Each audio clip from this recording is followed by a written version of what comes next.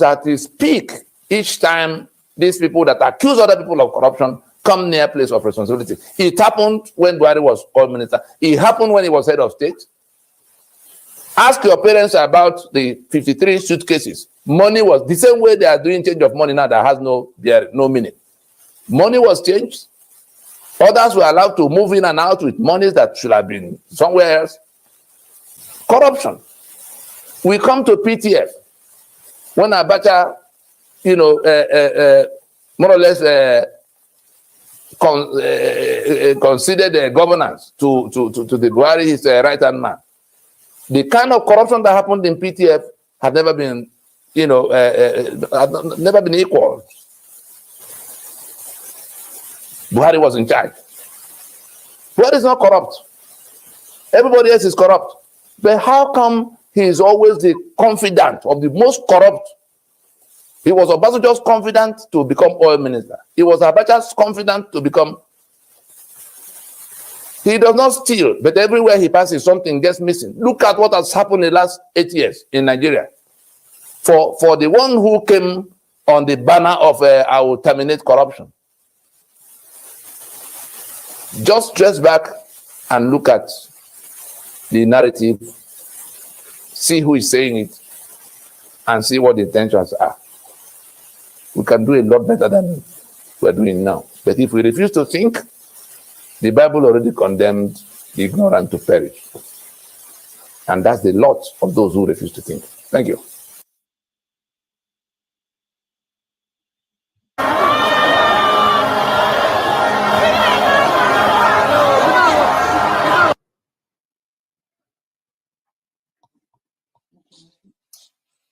Some of this rally make my blood pressure go up.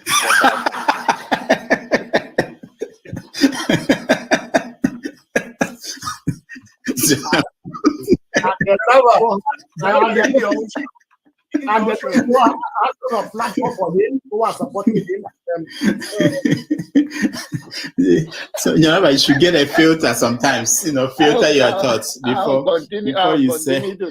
I'll continue to take blood pressure medication. Why are you getting high blood pressure, Tonaba? Now, I'm not taking medication for myself. I'm taking it for people like some of you guys that after the January, February something, and then people like Soludo, that is a good spoiler. I thank God for his life. He's working for my godfather. And I am ready to die defending Nigeria in whatever way. When it is God's time for us to go, it is you not took my going time to God. You are ready to defend Nigeria. I gave you I'm coming. Alex, hold on. You already started. What I'm saying, defending Nigerians is this. I gave him my time and he's using it to defend Nigeria. No, sorry. Sorry. There is Alex,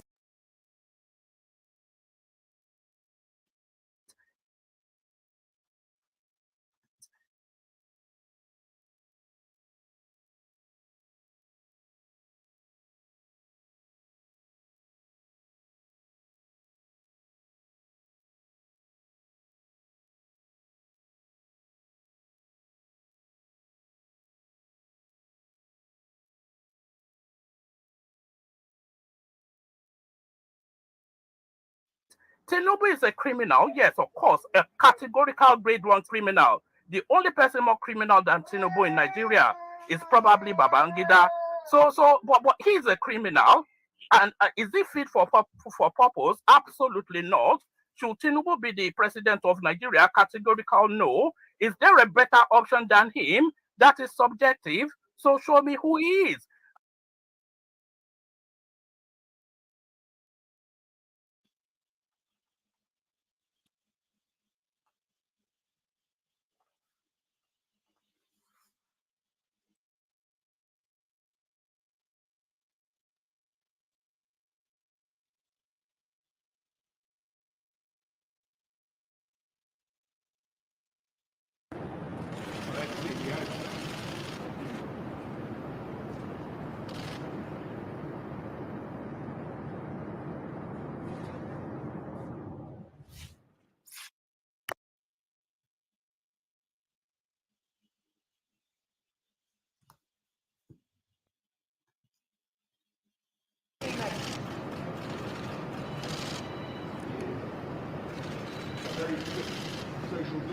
Someone talk to the 21st Prime Minister.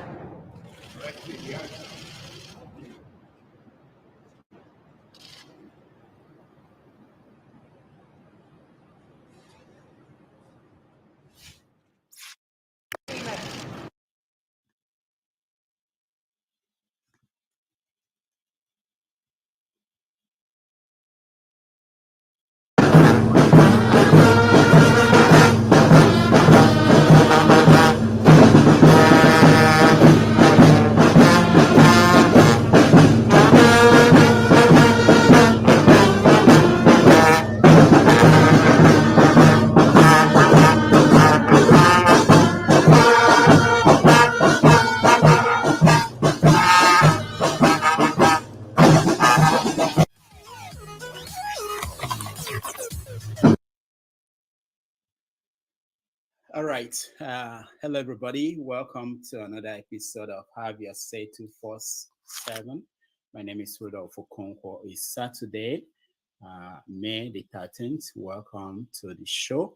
We have an interesting show today, and we are going to bring it on. But first of all, let me welcome all the people who are joining us on the chat, on watching on YouTube, on Facebook, and Twitter.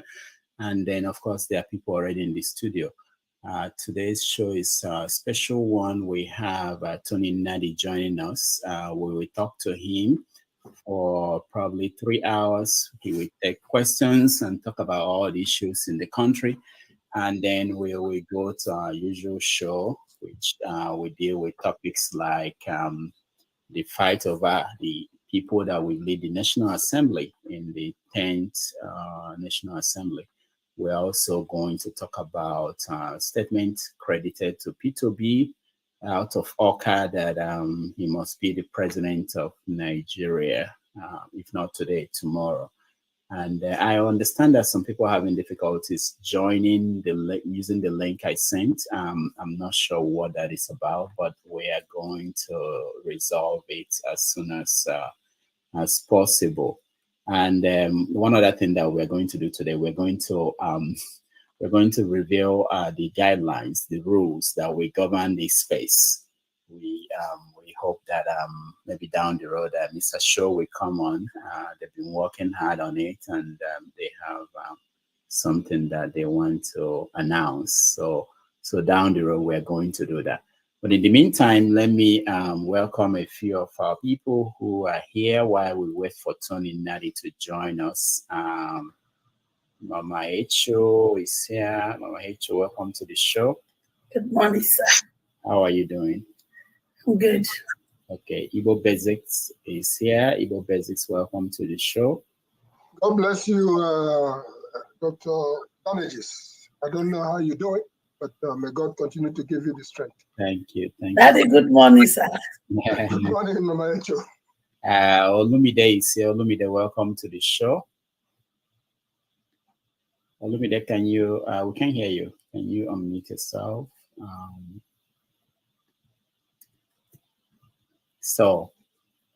You're muted, Olumide, but I can hear you. Maybe your audio. Check your audio. And hello, can you hear me? We still can hear you. Can you guys hear him? No. All right. So Olumide, maybe you can log out and log in again and see if there is something wrong with the system there. BQB, welcome to the show. Yeah. How are you? It's always nice to be on your program. Thank you so much. I appreciate you and everybody else joining us. So like I said, we are going to have two parts of the show today. We have the normal Saturday show when we have conversation on all the issues in the news. We're also going to have a guest, Tony Nnadi, who is the co-convener of NINAS. They believe that there is a different way to solve the Nigerian problem. So we are going to talk to him and get his take on how the election went and everything and what's ahead for Nigeria. So while we wait for him, he should have been here at 4. I know he's somewhere. He's trying to join us. Let's begin the conversation by asking everyone, what's the main story that you're watching? Let me start with you, Mama Icho. What did in the past 1 week? Yes, our baby don't go. He don't travel, go treaties.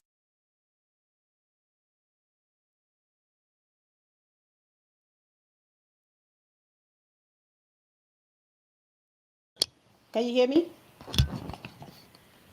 I can't hear you. I muted myself. Hey, good morning. Good morning. How are you? I am well. While we wait for Brother Tony to come on, we can at least greet our viewers and greet our people. So go Yes. ahead. Um, Thank you so much once again. Thank you, Dr. Monachi. Thank you, our people. We appreciate you. We are grateful that we have you here and that you're interested in what we're doing, interested in matters concerning the self-determination for our people, the indigenous peoples. If you listen to what is happening, oh, by the way, I'm Dr. Simon Okube Ekutasi Nnadi Beki. So Lexington is where I'm talking from today. So if you listen to what is happening all over the world, you can see that indigenous peoples all over the world are beginning to speak out. The people are listening. The people are watching. People are beginning to say, what a minute, what is going on? What has been happening? Where have we been? It's as if people have been in one dream world, believing all the lies and propaganda from the West. Yes, we will say from the West. Because are the ones that came and told us, okay, we know democracy. Yes, we know governance. Well, we know this, we know this. And the more they carry us on this vehicle, this democracy vehicle, the more we get bombarded, accident, killed, see blood flowing as we are proceeding, going. And that's when we started asking questions, what is going on? And we found out that it didn't start today. The blood of the indigenous people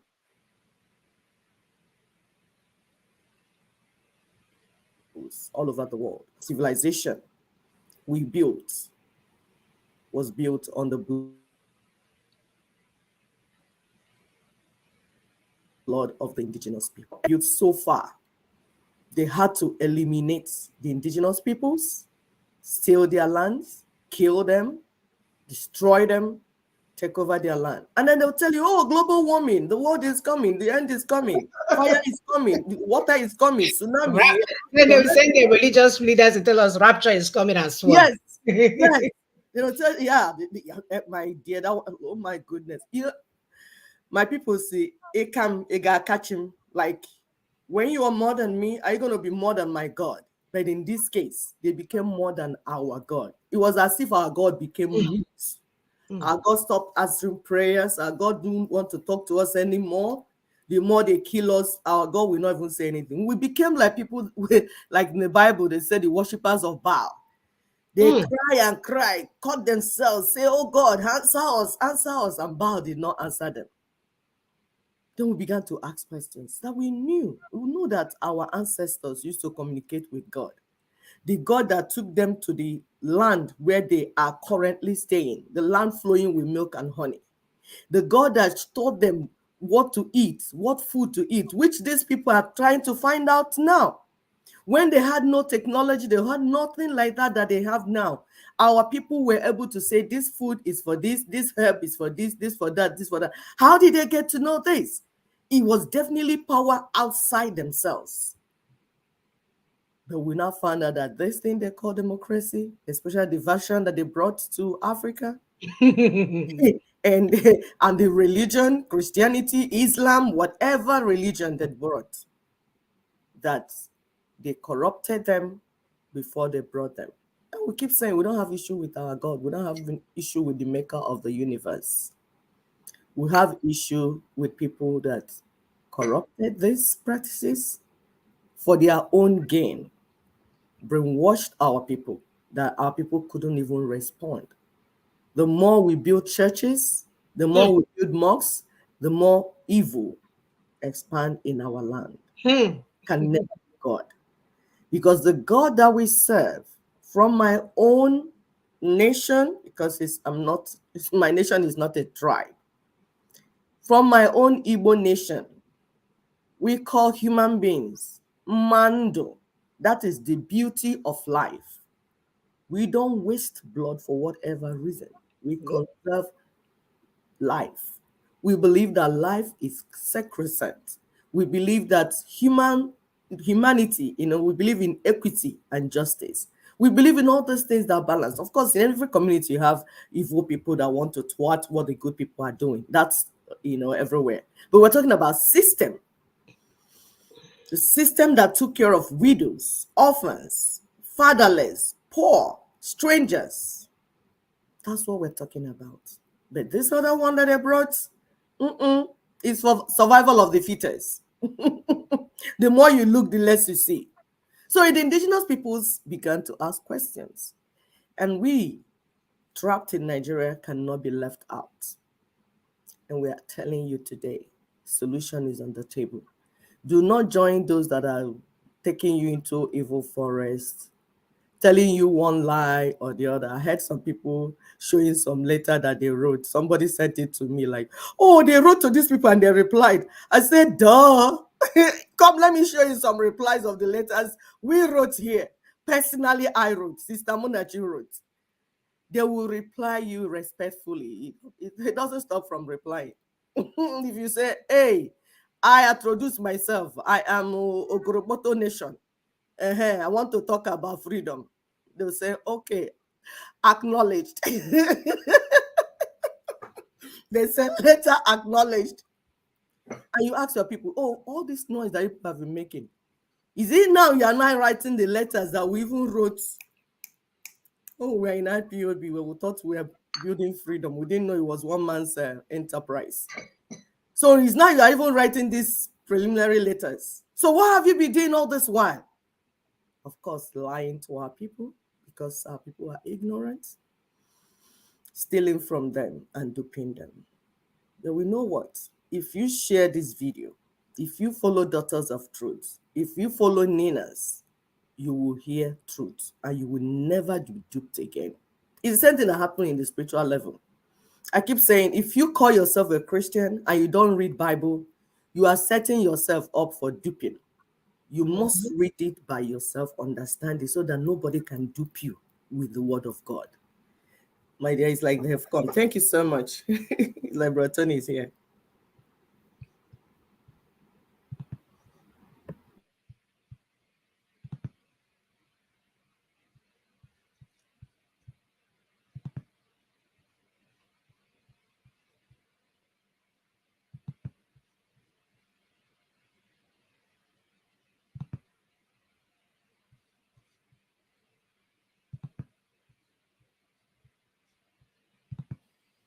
Yeah.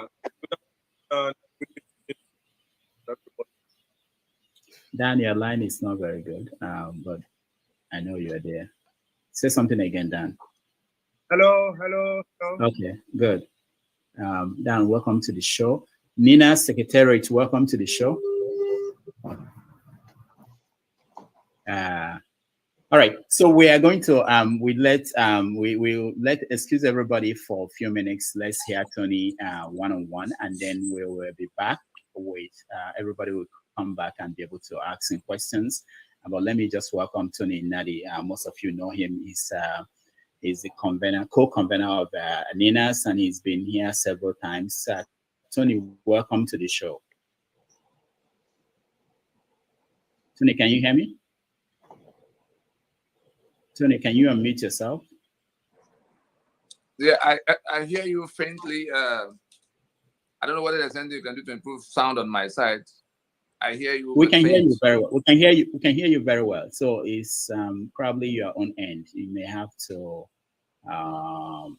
increase the volume. Okay.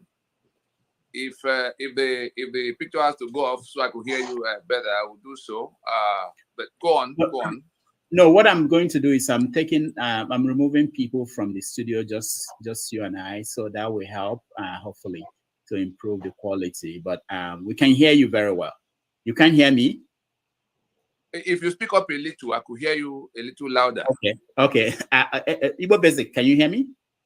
Yeah, I can hear you clearly. I think Okay. Tony will just adjust his thing and he'll do just fine. But we hear him clearly. Tony, we can hear you. So I will try not to scream or yell so that if you're having difficulties hearing me, but we can hear you. So Tony, let me start by getting from you. What do you think is the general situation of the country now in terms of political situation? What is your take? Let's start from there. Tony, can you hear me? Yeah, I can hear you. Just go on. Don't mind the picture yet. Okay. All right. You can. Yeah, go on. Repeat your question. I said, what do you think about the situation in the country, the general situation in the country now, politically? What is your take? Yes, the matter is straightforward. There was a reason that Ninas came out on the 16th of December in 2020 to tell Nigeria not to proceed to that election. And every day from that date, we did not leave any gap in telling everybody what to expect. We told them that if they proceeded with that election, the winner will find out that there's no Nigeria to govern, whoever be the winner, because the union is disputed. Ninas is acutely aware of the fault lines of the union. We may say, oh, don't go ethnic, or don't go religious, or don't, we pretend we have a settled union. We pretend we have a democracy. We pretend it's just a matter of getting a leadership. If our people understand the meaning of constitution, that is to constitute, the reason things are the way they are now is that we have a foundational problem. We have a dispute around the question of union itself. We have something we must resolve before we can proceed to elections. But those who are looking at other things felt, well, let's just go get one new leader, and then they plunged on towards election. They've had their election, but there's no Nigeria to govern.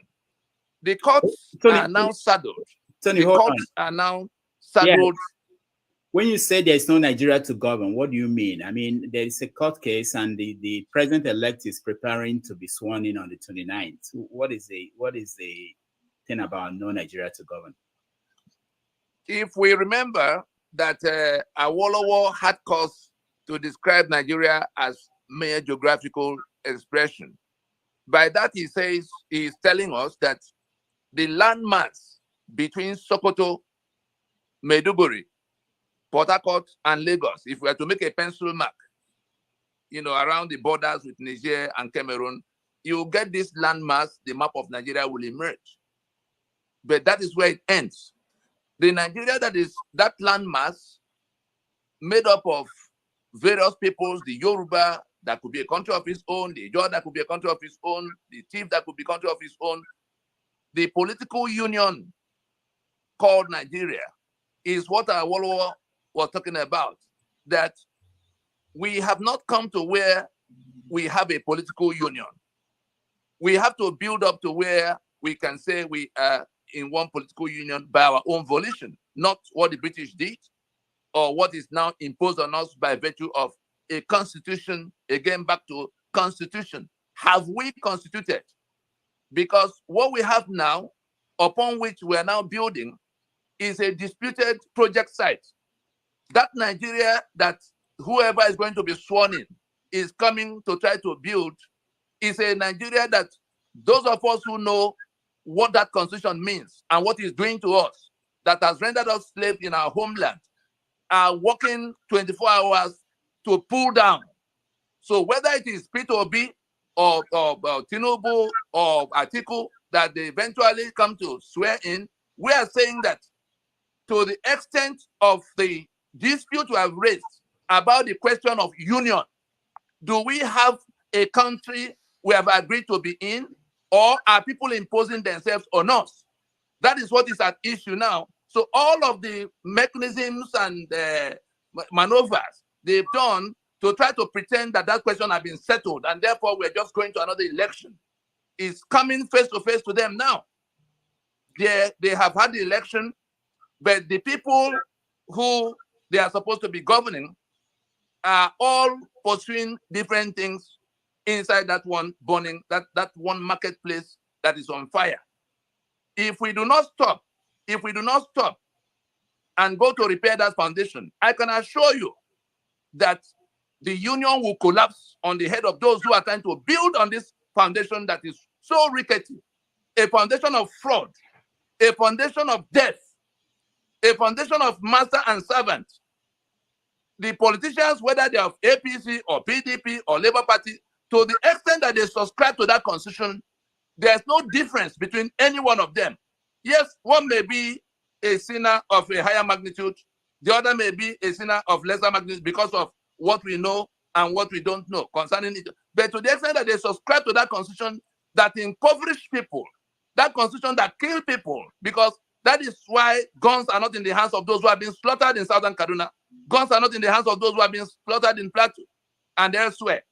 It is that constitution. The corruption we cry about. 1 week to exit. This government is raising $800 million to go and pay a subsidy. Subsidy, what is the meaning of subsidy? Because you put refineries on the exclusive list. Therefore, there's no petroleum product. You hijack the assets. You give Dangote license, monopoly, to come and process petroleum for me, having seized my crude oil. And you expect that I'll be clapping for you. It is that constitution. Everything that has gone wrong, INEC, the reason obedient movement people, I'm sure they are present in this program. What we told your principal in private, you now have to listen to. There was a reason Peter Obi said that the problem with Nigeria is like a vehicle with a knocked engine. Because we have been discussing this matter with him since 2012, that the Nigeria we are trying to build is like a vehicle with a knocked engine. The constitution is gone. The constitution we made that brought us together have been overthrown. And the one that is imposed is not working. It's never going to work. And those who are suffering under it are not going to endure it beyond this round. Since 1999, everything has been plunging downward and downward and downward. And people are being slaughtered in this number. Poverty, we have become the poverty capital of the world. Our infrastructure has gone into decay. We are now to the depth of the nose. You know, our nose is now going underwater as a country. You know, for the debts that have been incurred. What are these monies being used for? People gather in Abuja, sharing 600, 700 billion every month. No part of it is meant for the education or healthcare or housing or any kind of welfare for the citizens. 200 million people. The people who are invading, killing people, are running riots all over the place. They tie everything down with constitution. And so that question of whether we have a union upon which we can build a democracy is what has come up now. Everybody is trying to prevail. They've gone to election. It is that centralized control, obedient movement people. It is the centralized control of electionary machinery imposed by that constitution of 1999 that has swallowed your mandate. Why do I say so? In a federation, there should be no agency sitting in Abuja to do voter registration for everybody. In a federation, there should be no agency sitting in Abuja to issue PVC to everybody. In a Nigeria that has been captured by the Fulani, they are in control of all the agencies. Make a map of Nigeria and put the heads of the agencies on that map. You will then immediately see that there is a section of the country that has hijacked the federation that collapsed in 1966. Nigeria collapsed as a federation in 1966. Let us agree that we have a problem. Let us go and solve that problem. They say no, that they were going to impose themselves and shoot anybody who opposes them. They've gone to the election. That centralized control of electioneering machinery in which INEC is in one place doing everything for everybody. So if because they are the ones in control of everything, when they come to register, you'll be struggling to register in your own part. They are able to do that registration for people under age, millions of people under age in one section of the country. In the other section, you have to close your business many times to be able to register. When they began to distribute PVC, we saw how they distributed it. You struggle and struggle. It was an open suppression. You couldn't get your PVC. But you saw people 7 years, 8 years, 9 years, in hundreds of thousands and millions on the other side being given PVC, including foreigners. You saw when immigration said they cut many of them. How did the PVC get to them when you and I couldn't get it? From that, you come to even the election. On the day of the election, the BVAS, that's BVAS, can be programmed to work well in one area and not work well in the other area. Logistics. Your voting materials can arrive at 3 p.m. and the other one 7 a.m. same day for same election. When you put all of it together, you then see that they were working from the answers. They knew where they were going with what they were doing. But the ones who are being killed, the ones whose assets are being seized by that constitution, we were telling them, election is not the solution to this problem. No outcome that can come from this election that will become basis of anybody assuming power in terms of power and authority in the manner of president that will be obeyed countrywide. We either stop now, because Nina has told them that we were going to wait for them on the bridge to that 2023. They may not understand it now, but I can assure you that where we are is that there's nothing that court will rule. There's nothing the tribunal or the Supreme Court will rule now that will cure what has gone wrong. What do I mean? You saw what happened on the 25th of February, in which the rules were set aside. The Supreme Court decision in Adeleke, goes to the question of if you were mandated as an agency of government to do something, and there's a law under which you have to do it, and that law, in pursuant of that mandate, you then make guidelines like INEC made. Those guidelines become essentially a part of that law. It's no longer available to you to move left or right from it because you are the ones who made the guideline. And so the Supreme Court finds in their delicate case that yes, when there's a dispute between what INEC declared and what the parties are claiming, that the court will fall back on the BVAS to settle the matter. In that case, from what happened on the 25th of February, if anybody wants to dispute the question of who got more votes, Peter Obi got more votes than all of them put together in most of the locations. And we told them that if we went to election, that Peter Obi will get more votes, but that Labour Party will lose the election because of that centralized control. But for Peter Obi to have said that constitution is not the problem, by the time he comes through this process, he himself will be the one to announce to the whole world that the constitution of Nigeria is the problem that needs to be solved, not the question of the driver to move us in a vehicle without an engine. That's where we are now. They are stuck, because if you say the man you declared winner is now going to be president with the deficiency of 25%, in the Federal Capital Territory, of course, you are now inviting everybody. You are defying the Constitution. You will then be inviting everybody else to defy the Constitution. And if you know what it means to defy the Constitution, all the institutions created by that Constitution are liable to being defied. President, Army, Police, DSS, NNPC. We have no union. If it is the union imposed by the 1999 Constitution that they are planning to coronate somebody to come and be president, they are going to find the owners of the sovereignty that they have hijacked on the streets, challenging them. So the ones who are jumping around, whether the one they declared or the one they say that has mandate or the one that is second position, you have an election in which 3 people are standing to say we all won. And you have a constitution that actually leaves a backdoor room. It leaves a back door for the sitting president to carry on. In all of, let those who are listening go to section 135 of the Constitution and see whether Buhari cannot remain in office from the 29th of May when all of these shenanigans come to lockdown. But it is that lockdown that we told them will happen. We also gave them what could be done to avoid the lockdown, and when it happened, what can be done to resolve it. That's where we are now. There's no out. If they say we should go and rerun because the election is bad, of course, the winner will still come to swear to defend and uphold that constitution as basis of union. That will not be acceptable to us. If they say we should do a runoff between the first two, first tell me who the first two will be in the face of what we have seen. And even at that, the winner will still come back to swearing to defend and uphold that constitution. If they say, oh, the man who came third is now first, again, he will swear to defend and uphold the constitution that enslaved me. We're not interested in how there are like 2 robbery gangs or 3 robbery gangs fighting over the loot they got from us. So we are going to separate that fight in a manner that returns our sovereignty to us. That's where we are now. So Tony, thank you so much. Let's try to get just a few basic things because last time I know you were here for a long time and you had the chance to explain some of these things to our viewers. And most of them they've had this and they want to get you to talk about specific things about what happens next.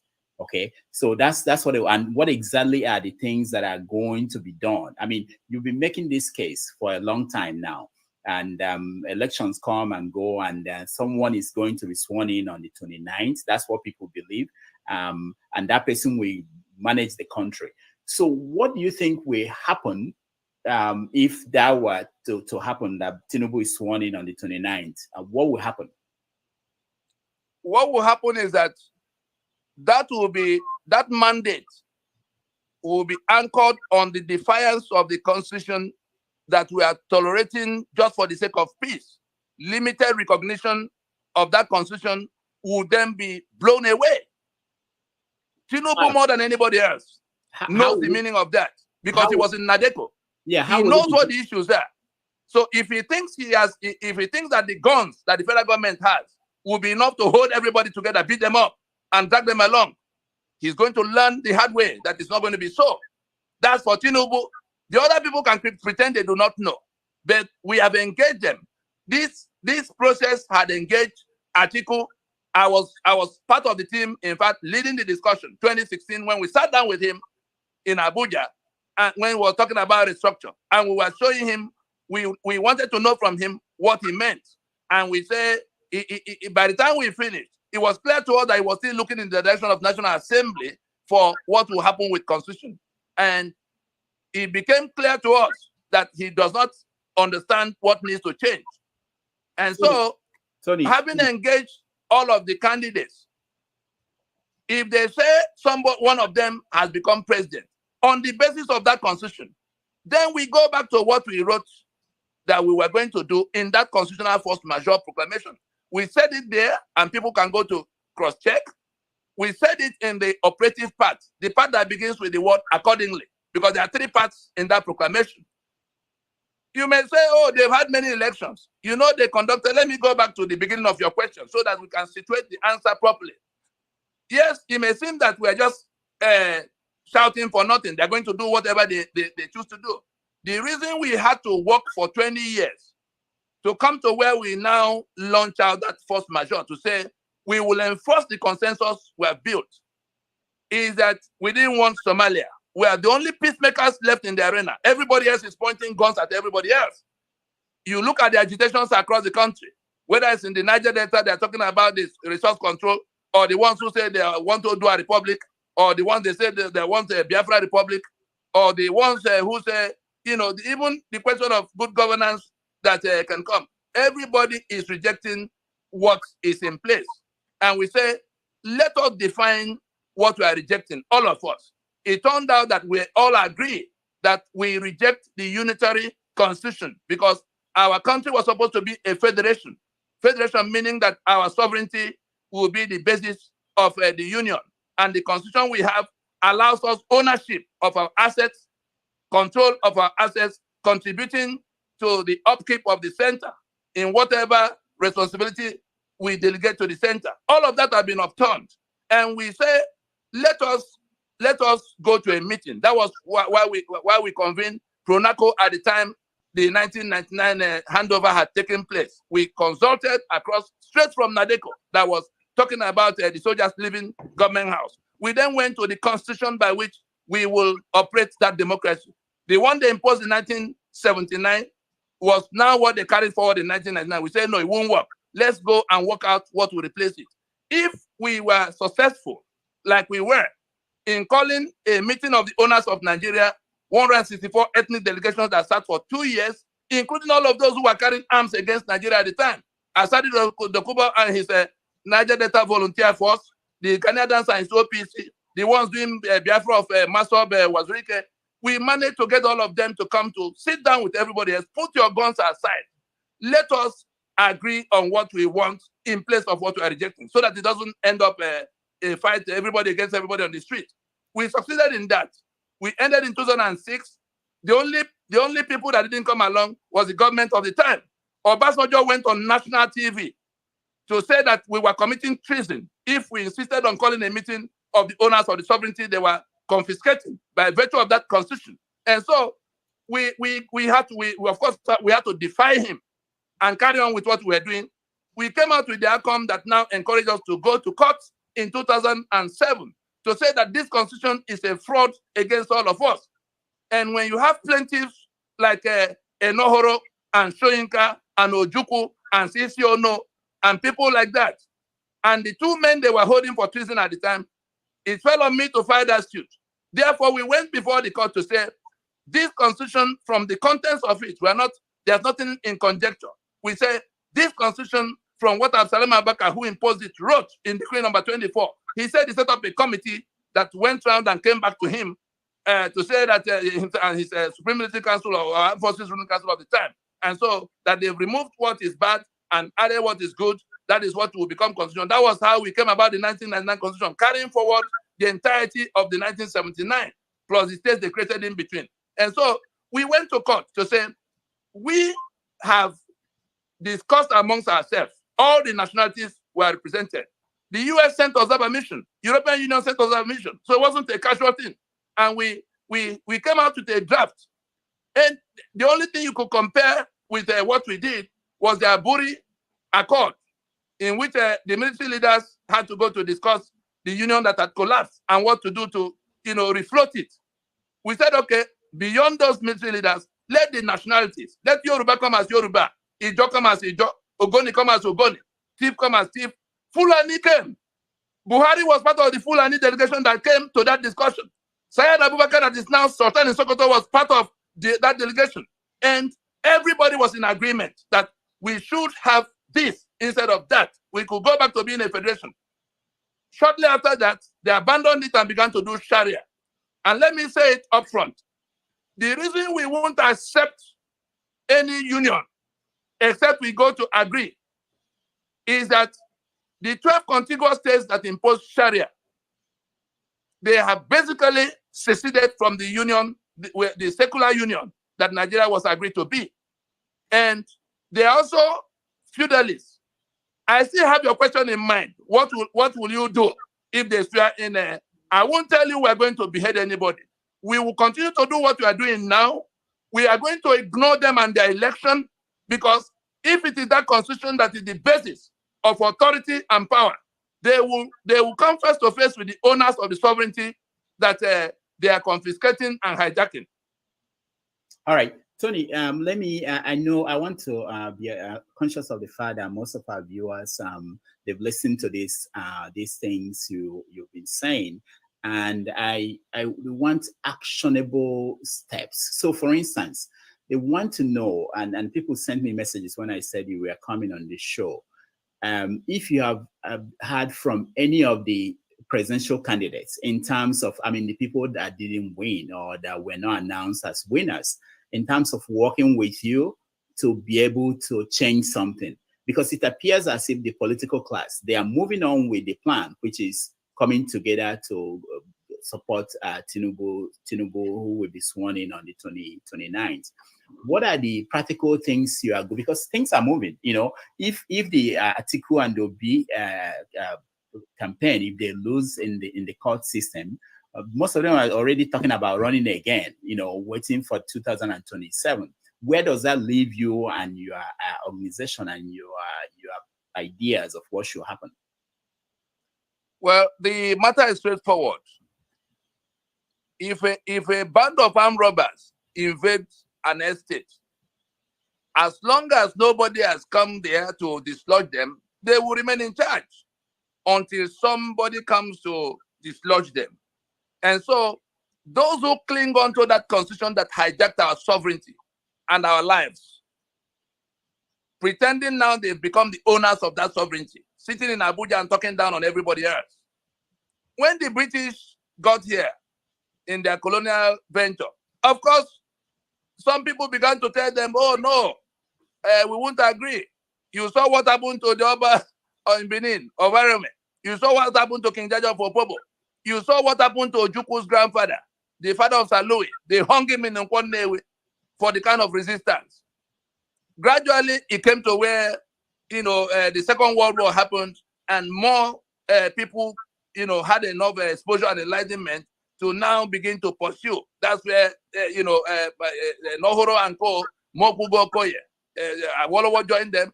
Eventually, the British now had to begin to call conferences that culminated in the Lancaster House conference to work out what will happen. You saw when apartheid came in 1910, the mere suggestion that that apartheid constitution could no longer be basis of union was treason for many years. It took 80 years, and by the time in 1980, 85, going to 1990, it became clear to the Boers that they could not continue in that Union of South Africa on the basis of that apartheid constitution. But that was because there was an Oliver Tambo, the lawyer.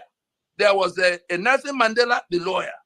There was Governor Mbeki, there was Dr. Katreda, and all kinds of other people, Winnie Mandela, who said, on no account, whatever it will take, they continued to build up and build up until it became such an overwhelming situation that Frederick de Klerk had to make an announcement in 1990 that apartheid constitution could no longer carry the union. And they went into the meeting they called CODESA to agree among themselves what they're going to do. That is what Nigeria, where South Africa arrived in 1990, is where Nigeria is now. Somebody must come to his senses somewhere to agree with us that the constitution that makes us slaves in our homeland cannot remain the basis. And if you have this kind of a situation in which we have gone out of our way against all odds, against what Obasanjo did to try to prevent it from being done, against what the successors did to try to impede it, against our own political gamblers, our own political merchants, who, in the face of all of what we are saying, subscribe to that constitution. A line is being drawn. That line has been drawn, but there will be an enforcement around that line that is drawn. Anybody who is prepared to swear to defend and uphold the 1999 constitution is the number one enemy of everybody who is being tormented by that constitution. I repeat, anybody who is prepared to swear to defend and uphold that constitution that make the rest of the people slaves is the enemy of the people. And there's no punishment that is adequate, because that constitution is the reason blood is flowing all over the place. I'm sure you remember the UN visitation of a rapporteur in 2019, Agnes Callamard. You remember that it came to the point where the UN dispatched a mission to go to find out why extrajudicial killings were happening in Nigeria on the scale it was happening. Boko Haram was killing, Fulani herdsmen was killing, police was killing, army was killing. You saw when the NSAS eventually happened, the agitations, Biafra, and all of that. People were being killed all over the place. And the UN sent a mission, rapporteur mission led by Agnes Callamard. At the time we had gone to, you are witness more than anybody else. You spoke with me a number of times in New York. At the time we were engaging the US government for what was happening. Our commander-in-chief was the chief host of the terror network that was converging in West African sub-region. He was the spokesman of Boko Haram before he became president. He remained the grand patron of Mieti Allah, that was taking responsibility for the activities of the Fulani herdsmen, categorized as the fourth most deadly terror group, commander-in-chief of the armed forces of Nigeria that is supposed to be defending me against the invaders. And so my president remained with them. There's no one of them that has been apprehended. It's not as if people do not know who they are or where to find them. I'm supposed to be saluting and obeying in that kind of a situation. It is that constitution that empowered him. That UN mission concluded by saying that Nigeria is the way it is. The blood that is flowing because of the constitution that is like pressure cooker for injustice. Meaning that it is the constitution that is the reason Niger Delta is upside down. And then agitation for resource control, then agitation for Biafra, then agitation for Odua Republic and everything in between. Look at what's going on in the Middle Belt. Look at the killings going on in that place. Just because the constitution said that you cannot touch gun, you cannot touch the governors cannot issue even one rifle because arms and ammunition remain on the exclusive list of that constitution. So anybody who's seeing all of this, that my economic assets are seized, that's what seized. It is that constitution that seized the oil and gas assets, the ports of Lagos, the bitumen of Ondo, the limestone of Benue that had been allotted to Dangote to become Africa's richest man. Even when the port of Lagos had been given to him in part, he's been licensed to do refinery that will process crude for me while I'm debarred. I'm barred by that constitution from even buying crude and processing for myself, which I have the capacity to do. You saw that Biafra ran for 3 years. Petrol was being used in the place. People were processing it. It's not nuclear science. And so all of that are occasioned by that constitution. The corruption we cry about, the constitution creates avenues for massive corruption and protects the beneficiaries of corruption comprehensively. The question of the economic assets that could have been basis of people doing things for themselves. 68 items on that exclusive list. Your security is compromised. Your economic assets are there. You can't even elect who will govern you in a federation. Look at what happened in Imo.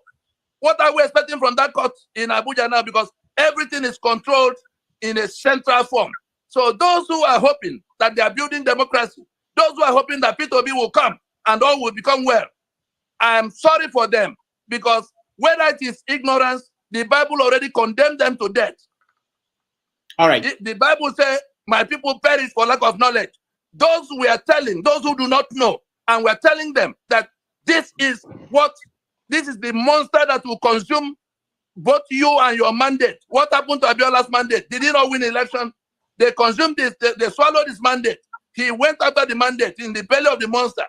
He got into detention. Then he got killed. We're on that same trajectory now.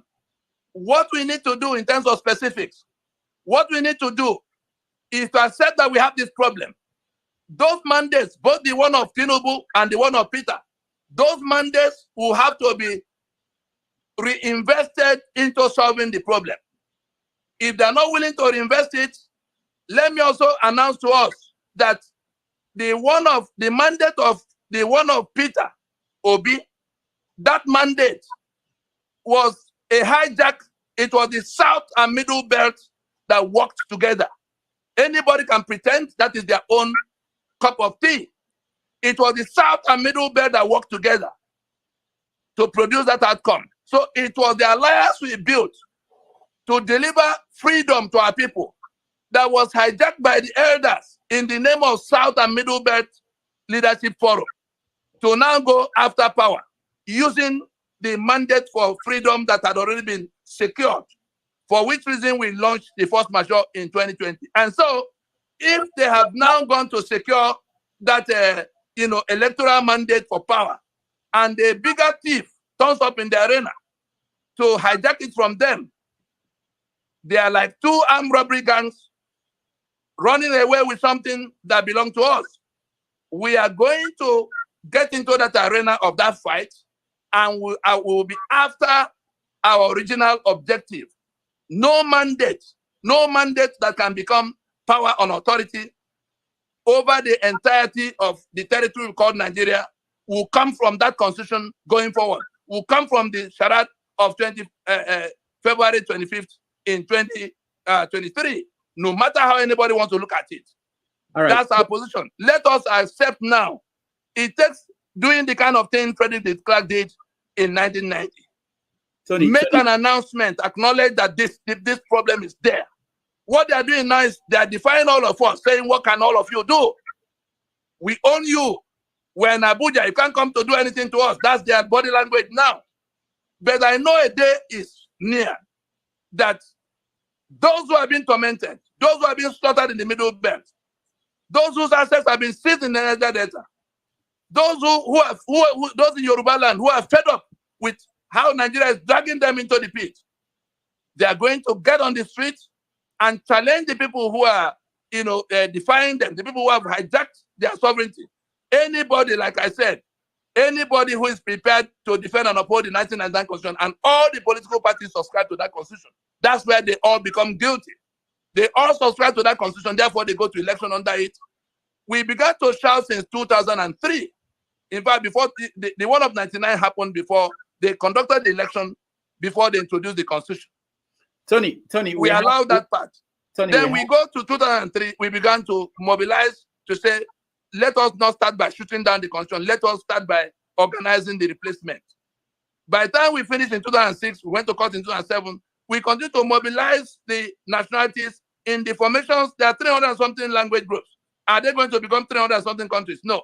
Therefore, all this work that the government refused to do since after Aburi in 1967, the owners of Nigeria have done it. But a few political merchants from the regions, the people whose sovereignty have been hijacked.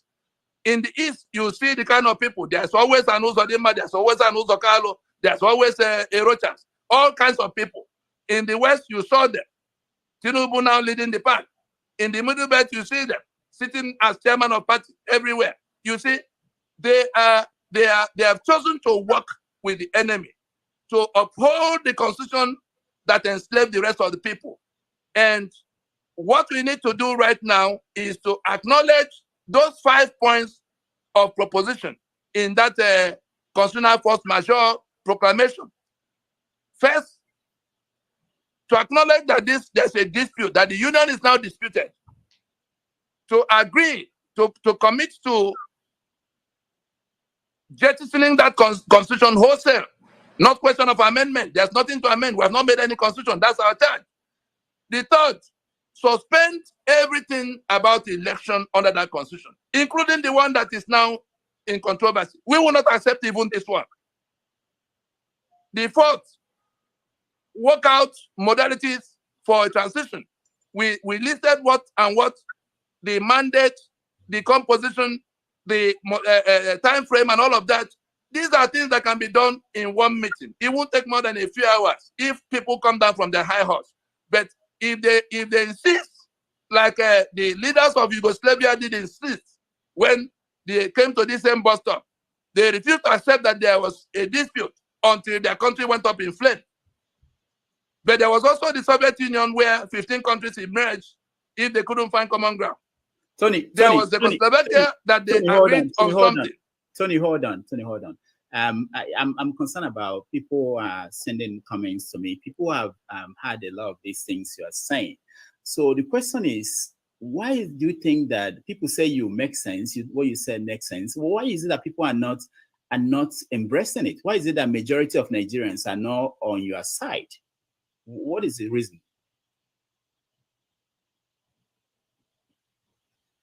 Tony, can you hear me? All right. Tony cannot hear me. What we're going to do, actually, I want to get people to come in and ask some questions, so that will help to hopefully will help us to get it not to be just one person talking. I want it to be interactive, because we've had him on the show several times, and people write back, and part of the complaint is that they want a specific questions answered and specific action from Ninas. So we are going to get everybody in, and then let's see what questions you have for him. That will help us to probably streamline the conversation that we're having. I believe that he's trying to join us again. So let me welcome the people who are in the studio. Please, for this period, you just ask him a question, and then you can give room for other people. In fact, let me just bring just a few people because part of his challenge is network challenge where he is. He's in Nigeria. So when there are a lot of people in the studio, there are difficulties with his line. So I'll just bring a few people in, and then he will take questions from them, and then we go on to bring more people. That's if he's all right. So Via, welcome to the show. Wassalamu alaikum, Jama. Yeah, Prince Akwachi, welcome to the show. Oh, good morning. Yeah, good morning. Yeah, good morning, Prince. If you welcome to the show. Good morning, Papu Doka. I like that. Whenever you call Papu Doka, I remember I'm somebody's papa. Sometimes you forget. Mama H, welcome to the show. Okay. So while let's thank you, sir. Yeah, let's give room also for Tony to come back. So please, if you're trying to join us, don't just stand by first. Let's get Tony to come back and so that he could take your questions, and then I will let people go and let you join. I know a lot of people want to be part of this conversation. How many Rastafari we get for house today now? All right. So the fake ones in our one. Okay. So let me while we wait for Tony to rejoin us, let me give you a take, everybody, on what he's been talking about and what do you think about this movement, Ninas, and what they are proposing? Ovie, let's start with you. Ninas anchor their hope or their struggle on what UN can do. I wanted to ask two questions. I wanted to ask him about if he know or understand that the UN, as we know it, is an instrument of the United States to actually pioneer what they presume to be the world or the current world or the world leader. I mean, an organization that excludes pretty much half of the world, which is the continent of Africa, from the security circuit. Then you are now looking up to them to come and see. I don't understand. And two, again, when I see wait, Ovie, where did you see that Nina is hoping that the UN will? Is that part of what he said, or did he see it anywhere else? I don't remember hearing. Oh, that. they are the, well, I would say the foundation of their struggle. I understand is some of their main hope and support is from the UN. They visit them up, they always draw inspiration that yes, at the end of the day, major they call it Rabbi. I mean, so that's one aspect that I'm seeing. Whenever they try to all those, I was like, these people actually don't understand how the current world order works, or are they just trying to play on ignorance of a majority of Nigeria? That's one. Two, again, when I see him going around, all I can hear is that what I hear from the other side is Neo-Yoruba Ronu. There's a saying, I mean, there's a group called Neo-Yoruba Ronu, right? If you pay attention to that, they will give you history. They will start by telling you there was 66. A man called Akintola was not able to become the number one because of the election was allowed and put to place afterwards. Then again, they will from there tell you about 1993, what happened to the Abiola's election when he was 25. Now you another man, come fast forward to 2023 is Tinubu, another Yoruba man you are talking about. So all I see at the end of the day, if let's say things want to go south, so things want to go sour, we'll see maybe nothing less than 5 million Nigerians will die. And trust me, 99% of them will poor people like me and you on the street. So when the man they talk all those things, when you ask me a very concrete question, what is the action on that? How do you get to all these things you are saying? He couldn't actually articulate anything. He just keep going on and on and on and on. I was to tell you, I mean, as far as I'm concerned, he said that I will need to follow the money. Where's the how do they survive? What is giving them that fire to keep going? Money must be involved. So that would be another question that I would have. All right. Hopefully, we try to join us again. I know. Let me go to Prince. Prince, what do you make of Tony? For me, pretty much it's kind of like I believe what he's saying. But then my own is, what is the solution? Because we're not gonna, it's not gonna be easy to just grab the constitution and just throw it away. There should be something, at least something in the interim that we could do, and then later on, do, if there is need to change, then we'll change or do any other thing. That's what I can think about right now.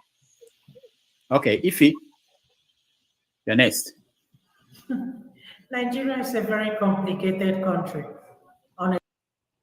All right, our people, you can see that some people are still confused about what Nina propositions are. The first guy couldn't even come up with a coherent question. He was just babbling, going back and forth. And this is the problem that we have with our people, that they are not understanding the information that is put out there for their own use, right? Because, okay, the second guy asked the question, oh, he doesn't really know what are the actionable things that we can do when we have listed the 5 propositions of things that need to be done. And then to make matters worse, they're all sitting there thinking, oh, what is Nina's doing? And not recognizing that they are Nina's. Nina is a movement, by the way, not an organization. So what are you doing since you have heard the Nina's propositions? You went, when Obi called you, you went and joined him to get your mandate, and that didn't happen. What have you done in your neck of the wood to do the same to Nina's proposition if you feel like it's Ihoma, it's good news? No, nothing has been done.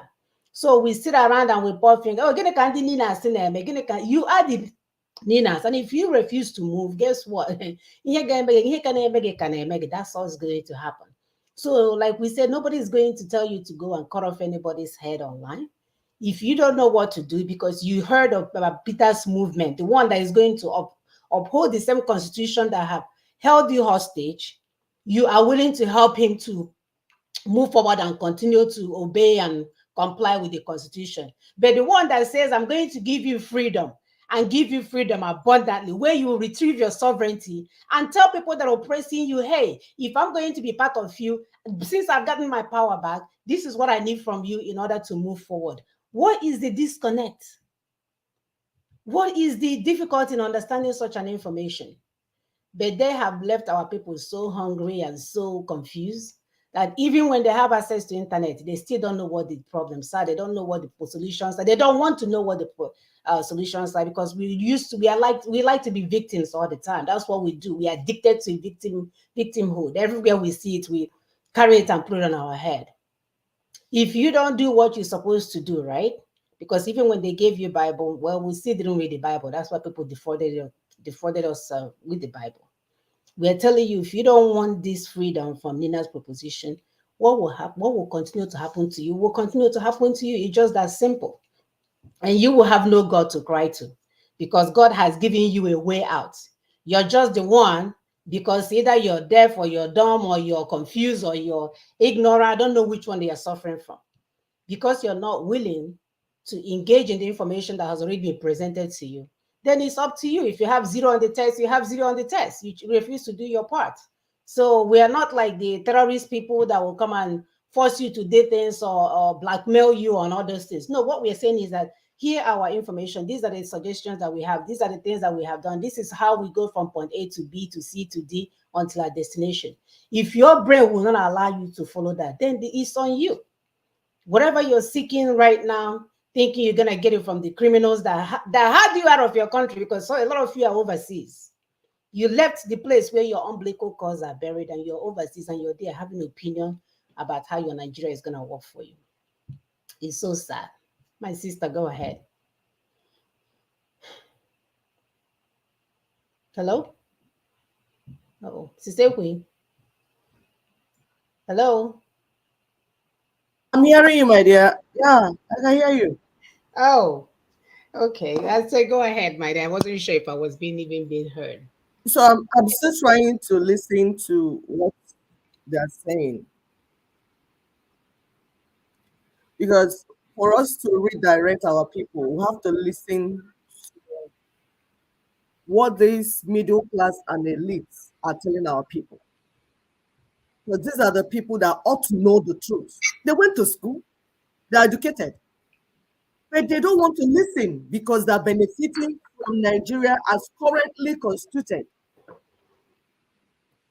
So once in a while, as irritating as it is, I want to listen to their garbage so that we could use it to direct our people and say, see, these lies cannot hold anymore.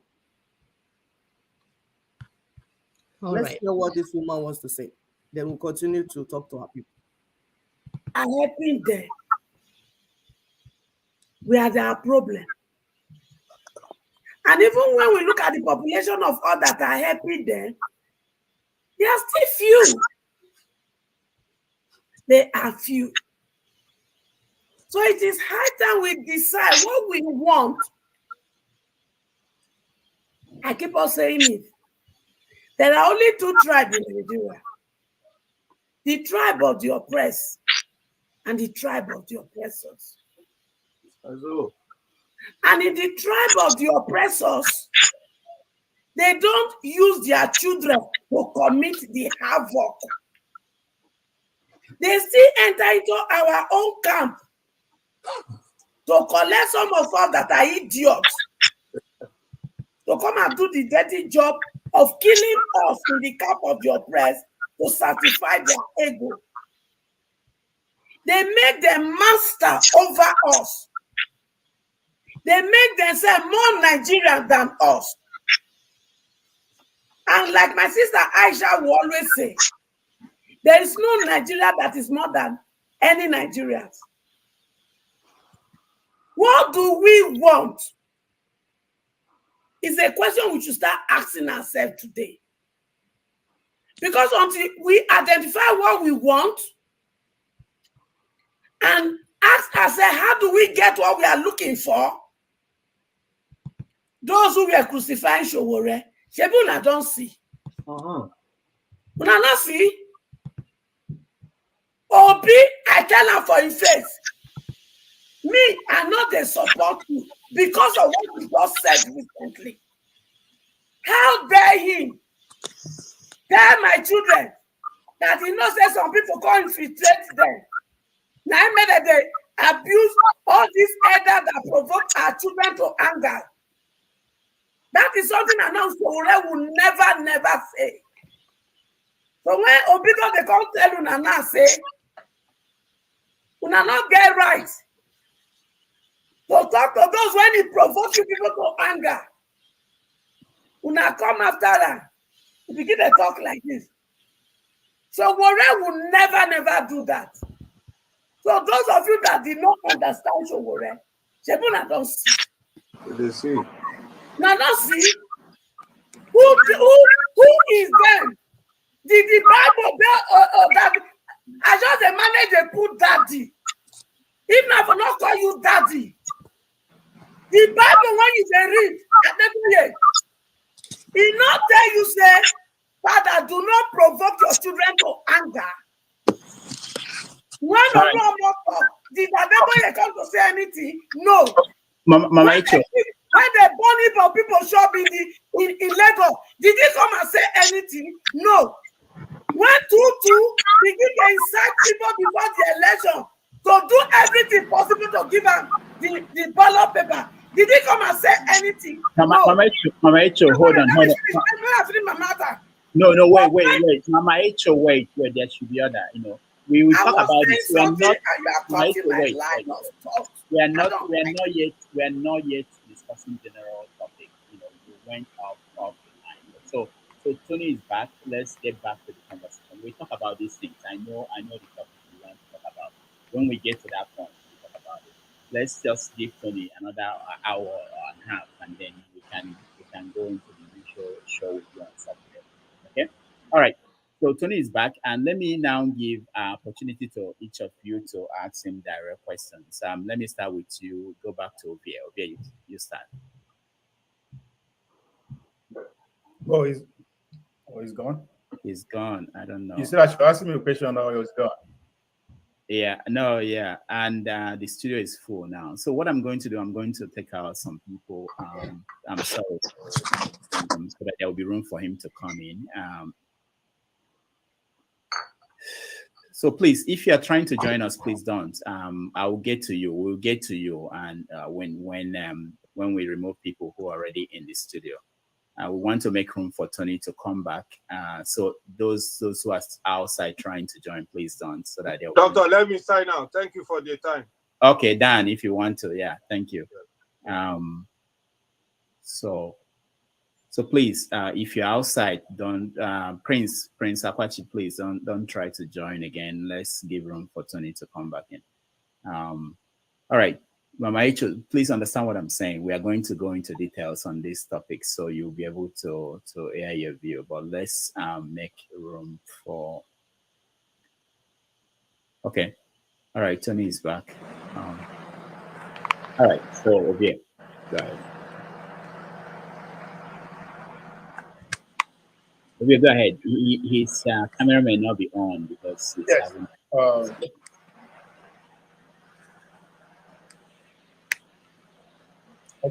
Can I? Yeah, go ahead. Noise coming. I don't know where that. Yeah, I don't know. Let me see. Okay. If you are not on, please can you mute yourself, please? If you are not on, mute yourself. They're not speaking. That's all. Go ahead, okay. Go ahead. You can hear.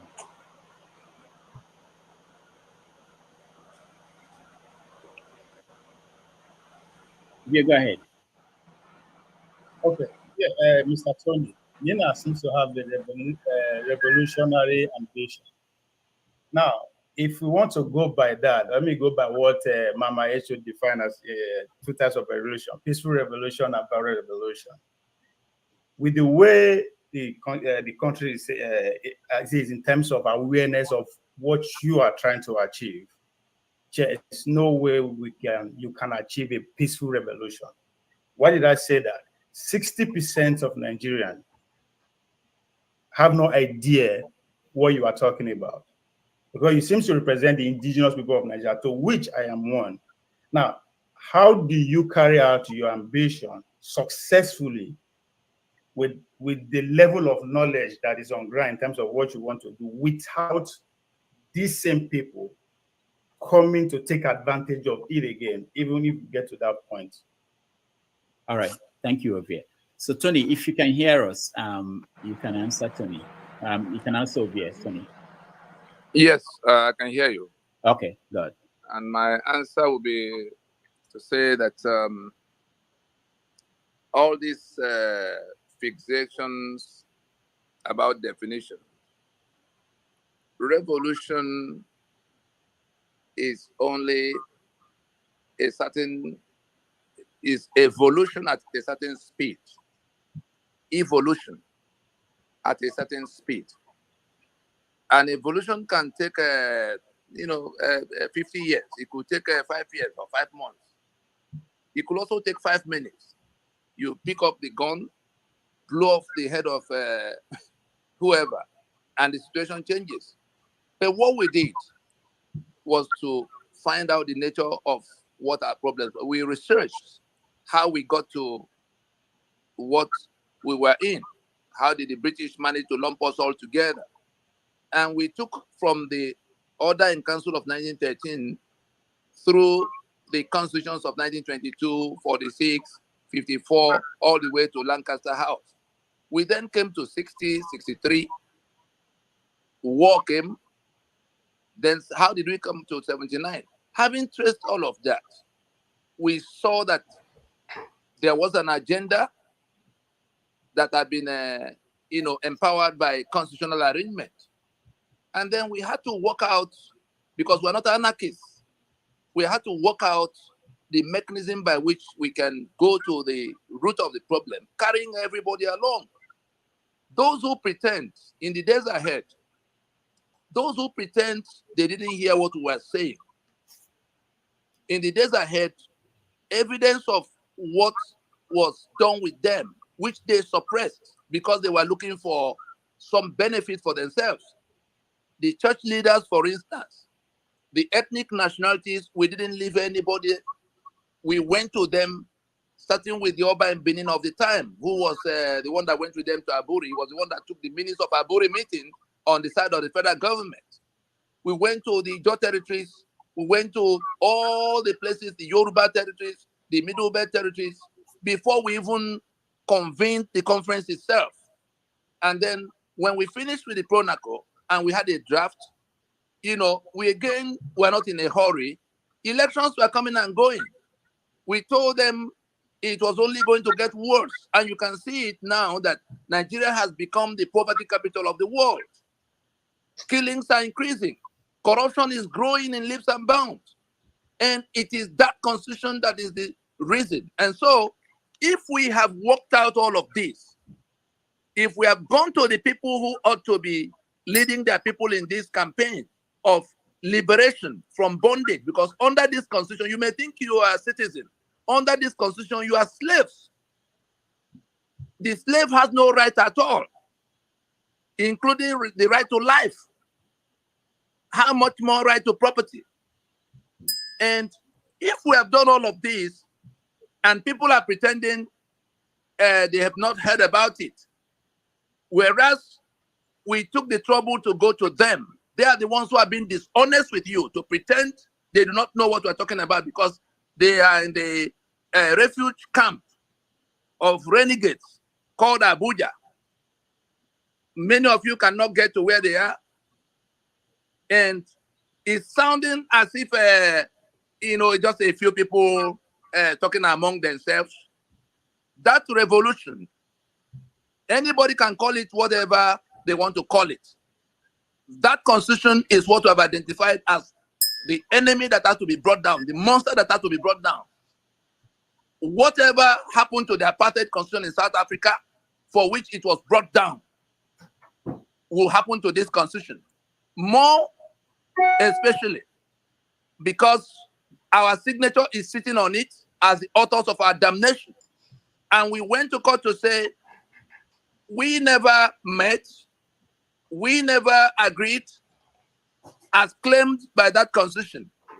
And if we have done all of what we did to create the consensus first against that instrument and then against the ones who imposed it, because there were people who also imposed it. It didn't happen by accident. And then we didn't look at what wrong they had done in the past.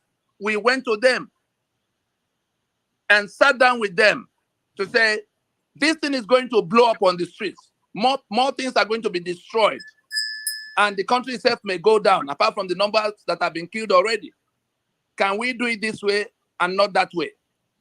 If Obasanjo was engaged, Yaradua was engaged, Jonathan was engaged to the point where he put his life on the line to solve this problem. That was how the conference of 2014 came. It was because Jonathan sat down, he had the discipline to sit down. He was invited into that discussion by those who were shooting in the Niger Delta, who had now found in what we were doing a solution to their problem. And they went to him to say, sir, our fight is not about how to rule over Nigeria. Our fight is how to recover our land to begin to reconstruct our society. It became a quarrel between them. Eventually, we had to come in to present to the president what the problems were. And then he took a plunge after consulting, said, let us go and discuss. They convened that conference. It was on the floor of that conference that these same people that are now parading as APC, it was on the floor of that conference that they took the decision that they will not visit the foundation of the problem. It wasn't the mandate. What Jonathan mandated them to do was to go to the foundation of the problem. Some of us will remember that when the mother of Governor Sullivan Chime died and she was being buried in Nnadi, Jonathan was at that event and he spoke so clearly about what the problem was, because that was the period he had received the brief after the back and forth with us. And he said that the problems that had now brought Nigeria to where it was were at the foundation in 1914. And in some of the things that were done around 1960, at the time the British were departing, that if we have to solve the problem, we have to go to 1914 to find out what the British did, and 1960 between 59 to see what happened. And so, when that conference eventually got convened, you saw the vehemence with which that alliance. Tony, can you yes, because we have a lot of people who are waiting to ask you questions. Can you make your answers, within 2 minutes? Okay, all right. I hear you. Yeah. I hear you. The one line answer to that question is that no matter what it takes, no matter how long it will take, we know where we are now, we know where we started. That constitution will go down. And all of those who subscribe to it, that will be the dividing line. Are you on the side of this constitution or you are not? Eventually, people like me may not even be at the venue where that question and answer will be happening. Those who have been slaughtered, those who have been rendered so miserably poor, those who have had to flee the country may be the ones leading. But the people who are identified on the side of that constitution will then explain to them. All right. The political parties, without exception, all of those who contest elections under this constitution, pretending they did not hear what we are saying. In the days ahead, we are going to bring to the public space what transpired with every one of them, the politicians, the church leaders. We're going step by step. We're not in any hurry. They've done elections in 2020, in 2003, did another one in 2007. Even after we had gone to court, they still went on in 2011, 2015, 2019. It's not the number of people who know what they know now that were there all the while. The number has been increasing, and let us pray that that critical mass is not attained in the midst of this kind of stupidity that is still on display. People are pretending that our sovereignty now belongs to them because they are blowing siren. Next question, please. Thank you, Mama Echo. Tony, my question is this: we know our problem, and we are looking for the solution. Your language seems to be towards revolution. And I know there are only two types of revolution that can happen: a peaceful revolution and a bloody revolution. Looking at what we have in our hand, the situation in Nigeria, out of these two, which one do you think we can use as at this critical time to achieve what we are asking for? Thank you. Thank you. We have a constitutional force majeure proclamation dated December 16, 2020 that contains in black and white exactly what we ask people to do so that we can, including government, the owners of the sovereignty, the government that is managing, so we can go to transition. Not given to academic fixations. This lazy kind of go read Karl Marx and read Engels and then write some. We are dealing with the practical situation we are faced with. And it is not a matter of what we call it. That constitution is the source of all the problems. We have built a consensus sufficient to enforce against that constitution. Those who are being tormented under it are going to say to those who are upholding it and going to elections under it that this far, no more. We were thinking that between 2019 and 2023 was enough time for those who were talking to listen. But apparently, they are not prepared to listen. But they're also the ones who are suffering from it, who are now listening. And what we set in motion to be done does not depend on government doing it. Sovereignty belongs to the people, from whom government derives all its powers and authorities in section 14.2a of even the constitution that is bad. They admitted that much. And it is that sovereignty that it is on account of that sovereignty that the people make a union agreement, committing their lands and their people. What we have now departed from all of that and was done by imposition.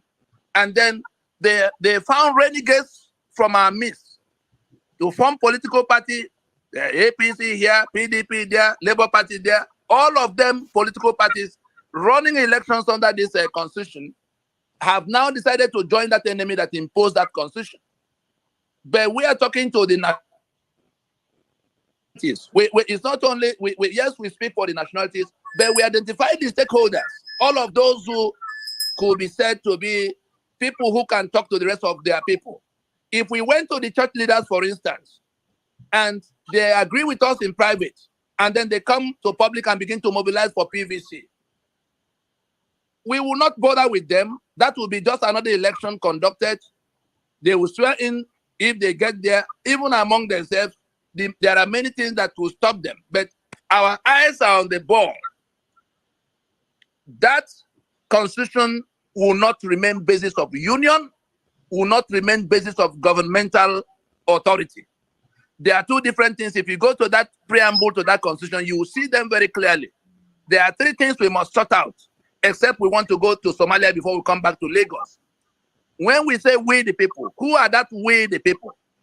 The we the people that can make constitution are we the Ijaw, we the Yoruba, we the Ogoni, not any other we, not any group of gathering of people you find in Oshodi market or in Ochanja market. It must be the owners of the sovereignty standing on their ancestral space, discussing among themselves to be in union. That is the meaning of we the people. Having solemnly resolved to live in unity as one indivisible country is now the point at which they are committing, having identified themselves, committing themselves to union. Then do hereby make and give unto ourselves the following constitution is where they are now making out the articles to govern that union. Those are the three issues.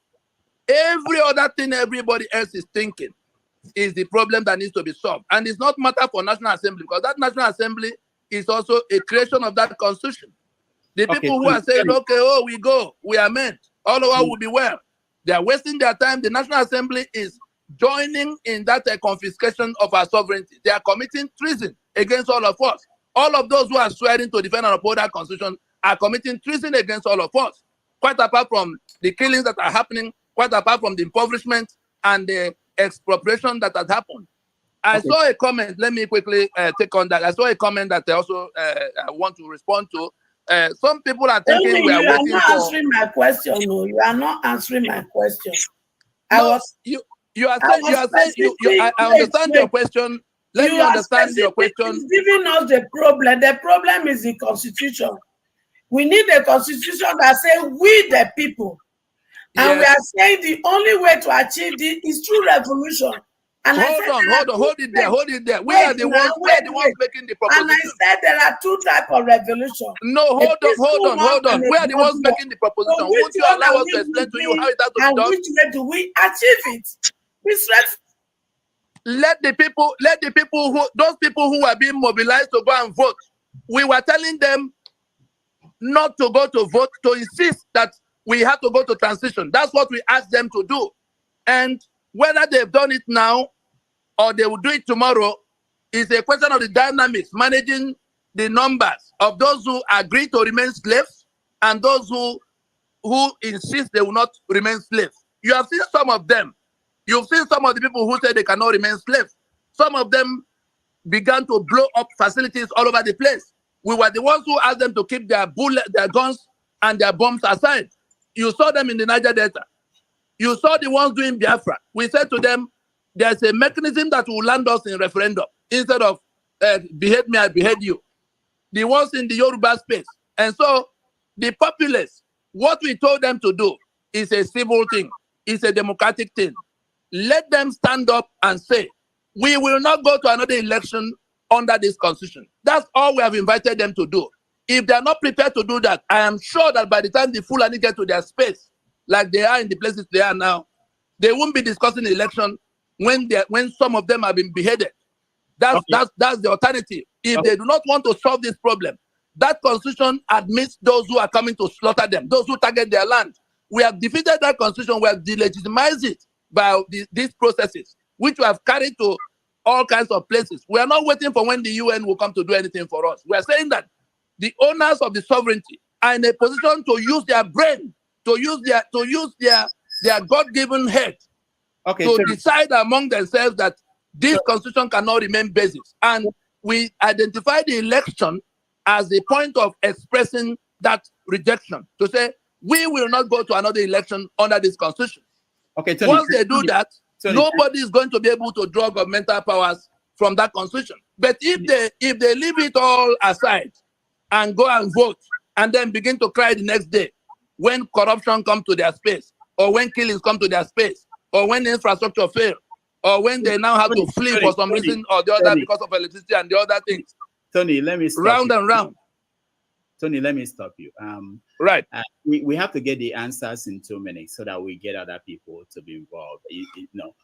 You mentioned something that I'm interested in. You said that when the Fulani herdsmen when they get to people and then they will now listen to you. I want to invite John Abba. He's from Benue State, and he states he has IDP camps and people who are actually dealing with what you are saying. But they went out and they voted, and they are looking forward to their new governor and their new president. So, Janaba, you have a question for Tony. Yeah, and please keep.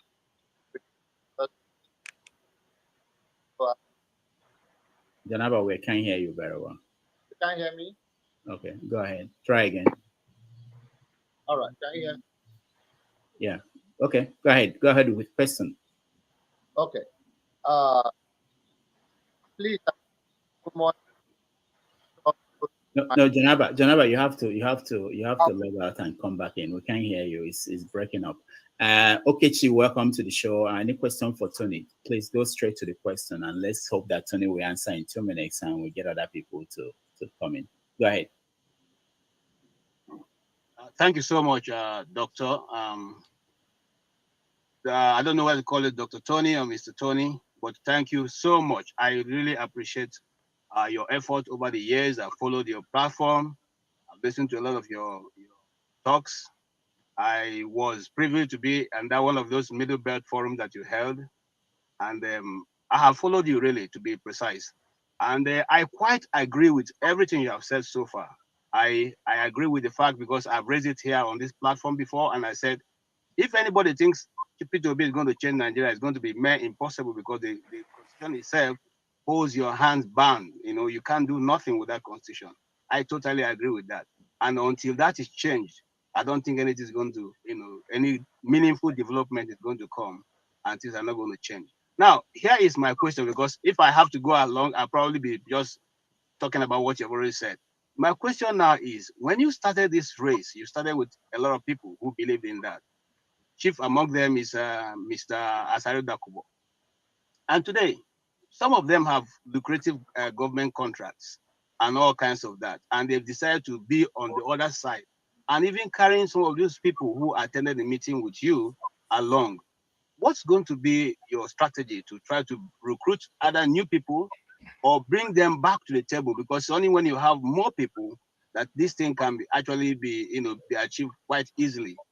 And I agree with you. It mustn't be by force. It mustn't be by revolution, like Mama Hecho has said.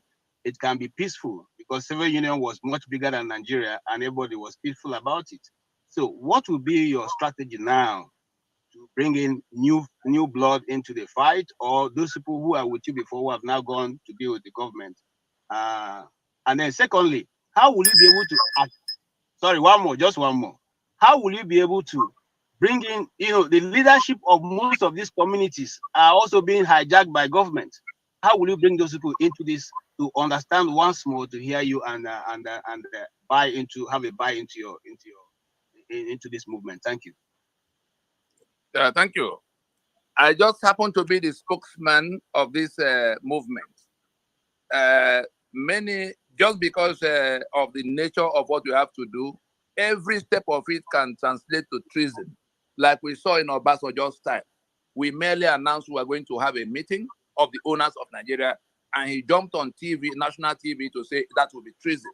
And then we fought it out with him and had the meeting and got an outcome, which were built up upon.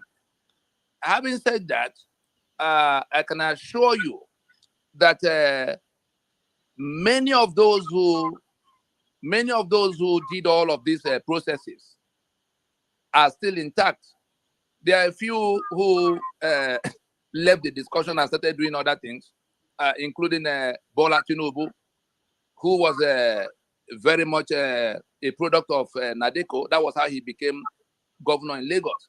And when we were doing Pronaco, he was also the only governor that facilitated for a no-horo. Of course, he was hoping that we'll go with him to his political empire until the time came to move either in our direction or in his own direction.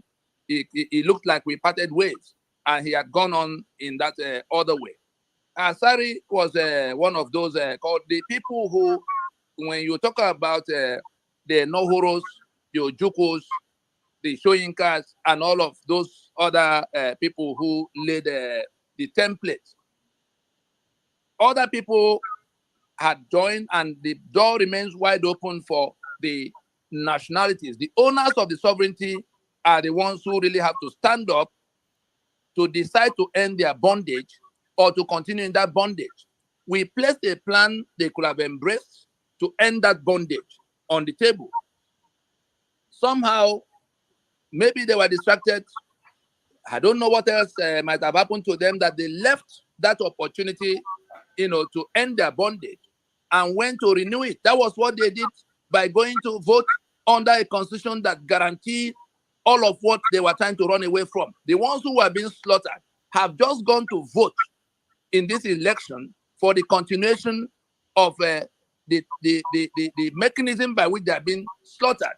The ones whose assets have been detained in the Niger Delta have gone to vote for the continuation of that constitution that seized their assets. That's why I said maybe when some more calamities, befall them personally, they will wake up. In the Benue, the one of IDP camp, we knew that these people were coming closer to that area. We went to raise alarm with some of our partners in the project in that area to say, let us hasten up before they get into what they are planning. He came to sitting with Governor Autumn. You saw when he launched what he launched. But somehow, wisdom came for people who want to be senator and governor. They forgot that they have been encircled. Why did the people who are doing the killings slow down during the election? Was it not the week after the election that they resumed the killings on a scale? We told them that will happen. If you go with them to election, you are going to reinforce that constitution. If you listen to us, we are going to be able to stop them from standing on the power of that constitution, on the mandate of that constitution to hold the monopoly of guns over you. So it is a choice that has to be made by, we have 200 million people plus who are in trouble. How many are the politicians? If the rest of the people refuse, they sit on their hands. And when it was time to mobilize to vote, everybody was active. PVC. At the end of the day, for a battle that required AK-47, you've mobilized yourself to go get PVC. Where are we now? When Fulani come closer to their communities, I'm sure sanity will begin to prevail some more. All right, thank you, Tony. Igbo Basics, you're next.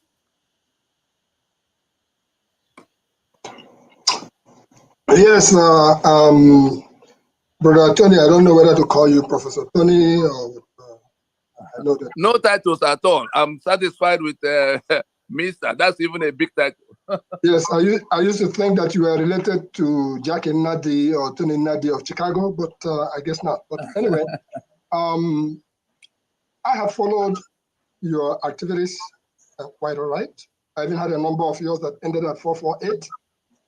I actually came to New York trying to catch a glimpse of you, Tony Nnadi, in an event that was organized in front of the United Nations. And that day there were two events, one in front of the UN and one further down, one by the IPOB group, one by the Yoruba group, and it was all kinds of stuff. I did not get a chance to see Tony. So just to say that I have followed what you've been doing, and all I can say to you is Jisike. Thank you. I won't say Jisike, you talked about the force that produced the current mandate that we have in Nigeria as far as the elections are concerned. You talked about that came out of the Middle Belt and the South. Yes. It's actually on the 4th of January of 2001. I was in Oka, where those groups, the Middle Belt Forum, the Ohanese refused to come, but Ohanese was eventually represented by World Igbo Congress, World Igbo whatever, but Anakwenze of California. So I have followed that particular group, including the Adebanjo and JP Clark and the rest of them who constituted that particular group you are talking about, the core group. One thing that I seem to have noticed is the common betrayal, like Okechi just talked about. There's a common betrayal all the way from Aburi, because the things you have done is very noble. Let me just be upfront. It's very, very noble. And you keep talking about this constitutional force majeure, and you talked about the date of December 16, 2020, when things were signed up. Some of us were hoping that your effort was actually getting ready to bear the required fruit. But it always seems as if these things come from in within to dislodge whatever that you have tried to do. So my question to you is, you talked about what you call it, JP Clark, the Clark of South Africa. So the question is that everything you have done, and bearing in mind that there will always be sabotage, and also bearing in mind that any of these players in Nigeria, if you plug oil pipeline in their buttocks, they will begin to spill out oil each and every day. That's a form of the same so-called being compromised.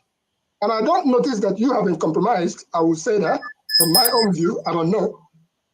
So who is going to be our own de Klerk of South Africa that will make that pronouncement that that constitution is dead, because you keep talking about the constitution, the constitution, the constitution.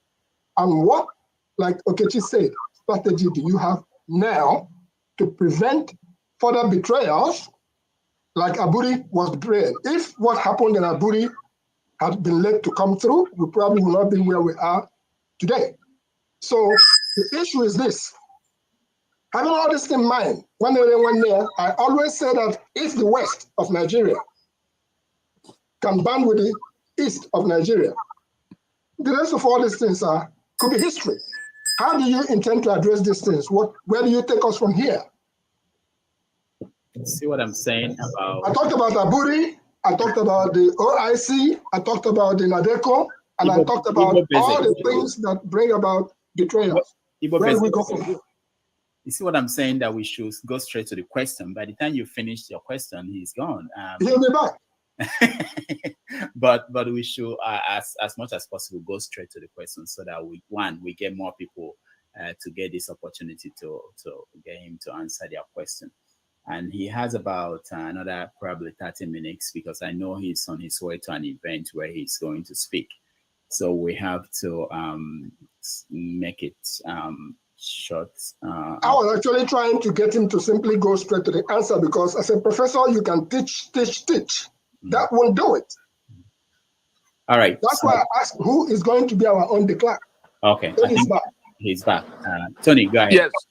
Thank you. I will go straight into saying that principles first. Let us establish what needs to be done. The mechanism by which it will be done, we already outlined. I can bet that most of those who are asking questions now have not read even the closing portion of that constitutional force majeure. And if foreign governments are paying attention enough to invite us, like the US that spent 7 months in 2019 interrogating what we had in our propositions. That was before the force majeure. After the force majeure, there have been actions of foreign governments that were based on what they saw going on from our fold. If diplomats are reporting, are making contacts and reporting to their home governments, we know the kind of feedbacks we get from the people who actually look at what is being done and how they can become a part of it.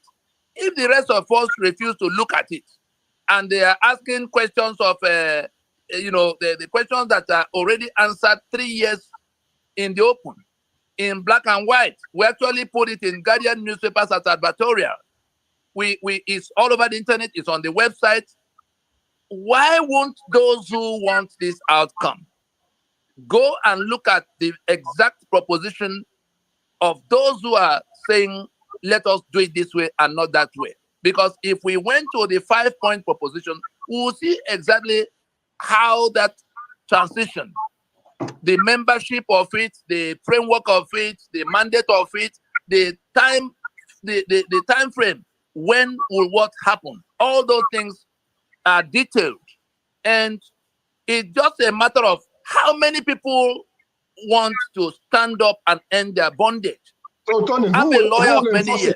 Sorry, Tony, I know where the lines between treason, the lines of treason are drawn. That's why the group decided to, saddle me with the task of speaking for them. Because if it comes to treason, I'm the one that will tell the Attorney General of Nigeria where the line is drawn. That's why we are accusing them of committing treason, holding on to an instrument we did not make, overturning the one we made, and crediting us with the authorship of the one we did not make, upon which they now seize our assets, seize control of the guns, and imposing themselves on us, invading us to try to take over everywhere for themselves. And we have renegades from our midst that join them. The task is for those 200 million people, the politicians and all the civil servants and the military, do not even come to 1% of that number. So 1% of 200 million is 2 million. Tony, I'm sorry. Who will enforce this constitutional force majeure? This thing that you've been achieving. Those in Nigeria who are being slaughtered, whose assets have been seized, whose future have been sold. If we tell them what to do to end that trauma, and they stand up and do it, those in government and all the military that stand with them do not come to 1%. If they refuse to do it, and they are able to find the way to organize themselves when it comes to election that will give them immediate profit. To tell you that they understand what we are saying, they are very clear, only that most of our people have become dishonest. When we launched something to block the amendment by which they wanted to smuggle Ruga, everybody knew that Ruga meant Fulani coming to their community. And then they did what we asked them to do. We told the state assemblies not to entertain those amendments because there must be what we call what is it that the state assemblies concurrence. They required concurrence from 24 states assemblies so that the amendments they were passing will become, will sail through.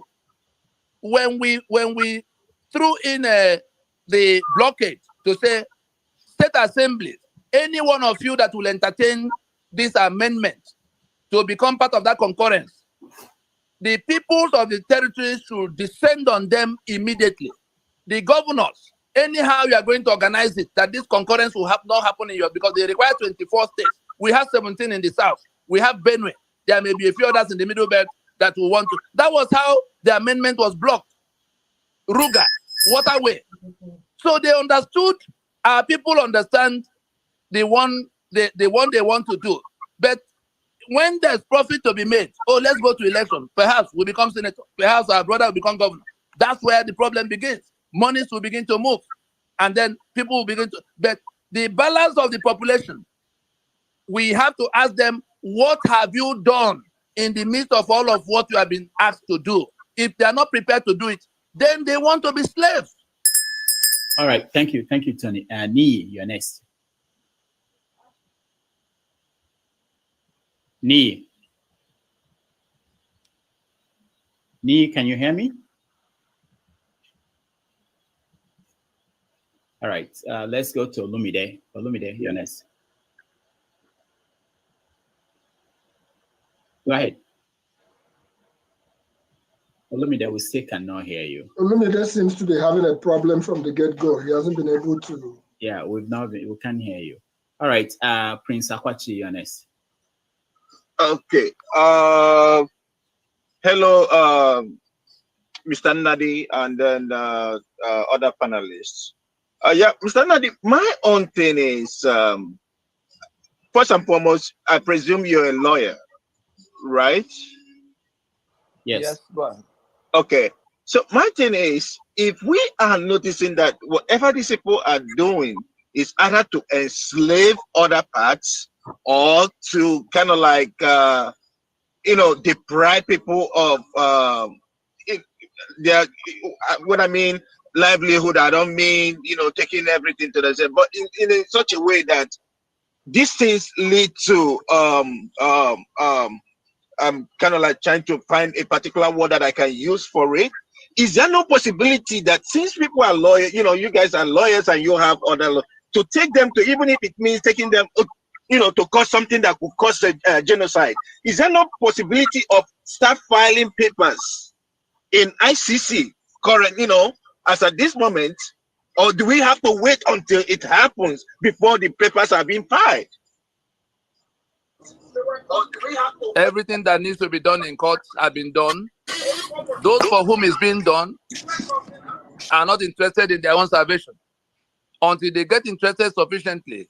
We went to court in 2007 to say that the constitution is a fraud, and the Attorney General of the Federation of Nigeria joined the issues with us in court. He had no answer, and he wrote it in black and white and filed before the court that he has nothing in answer, where we said that the document is a fraud and cannot remain basis of union or democracy. And so from that point on, we tied their hands from being able to accuse us of treason, because who are now the ones accusing them of treason for putting our signature on a document we didn't make. That is as far as the Nigerian court is concerned. There's really nothing else we need to do in court here. The mandate of the ICC is limited to matters of genocide and crimes against humanity. And if you recall, Buratai has been taken to ICC by those who had to do that bit. What we need to do is action. It's a political action that has to be taken. It's not a few people. You guys are doing this. So everybody else sits on their hands, put their two legs on the table so that the professional agitators will go and behead the monster and bring home on a plate for them. It's not going to happen.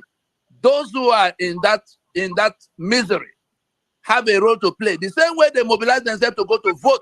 At a time we were shouting from the rooftop, if you go to vote, that constitution will be sustained.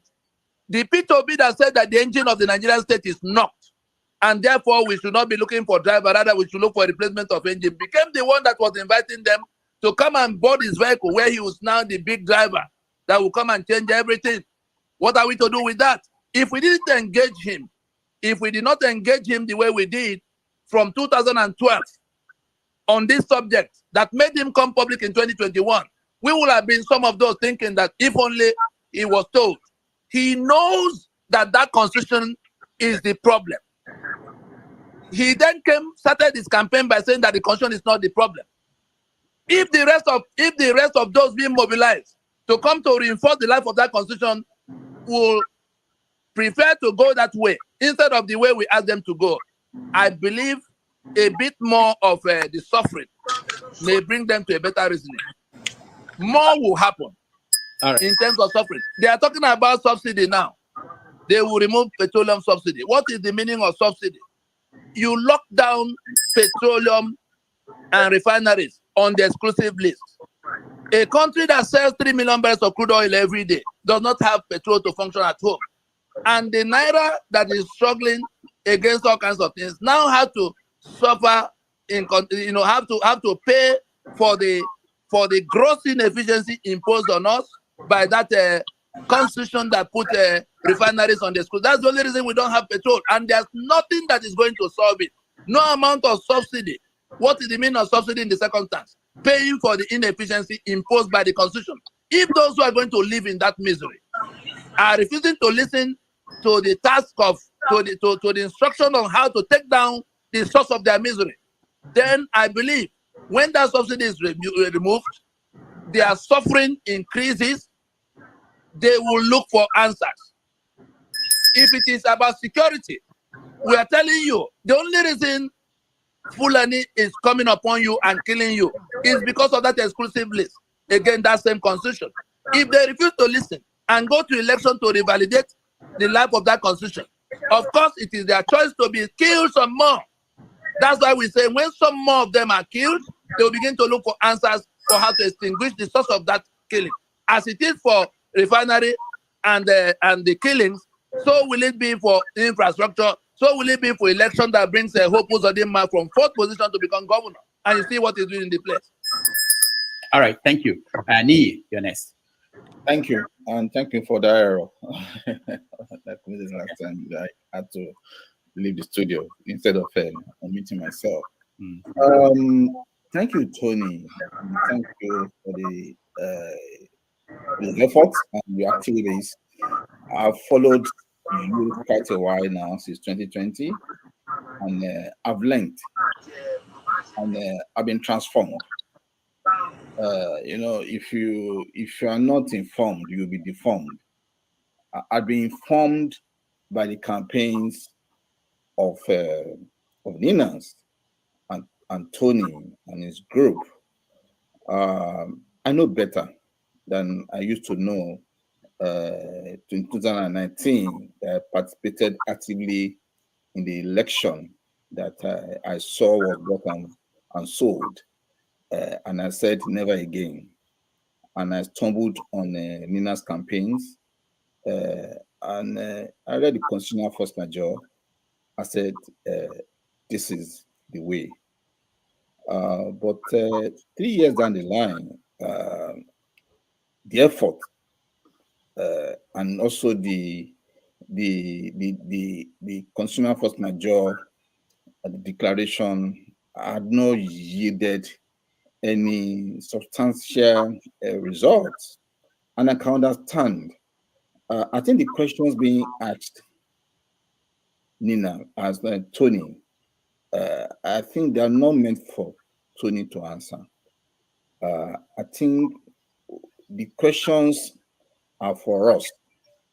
Those who are interested in the just and egalitarian Nigeria should ask ourselves how we can help this noble initiative of Nina's see the light of the day.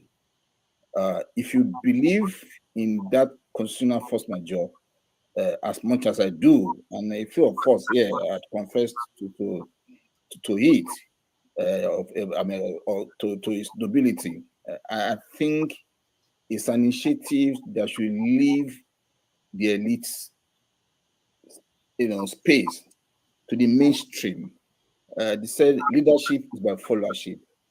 I think the revolution I believe in is civil disobedience. If these folks who are political merchants look at their back and they don't see no one validating their illegality every election cycle, and people are asking for a new constitution that will give them a fair share of the country, I think we will still be coming here all the time and be discussing and be disputing Nigeria.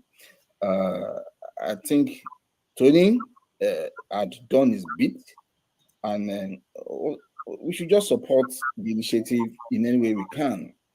Because some of us who promoted Yoruba Nation and some people who promoted Biafra Nation, we're not surprised at the outcome of the election. We knew this was going to be a child of an election, because you cannot build legality on illegality, and you cannot be following the same path and expect a different result. That's madness.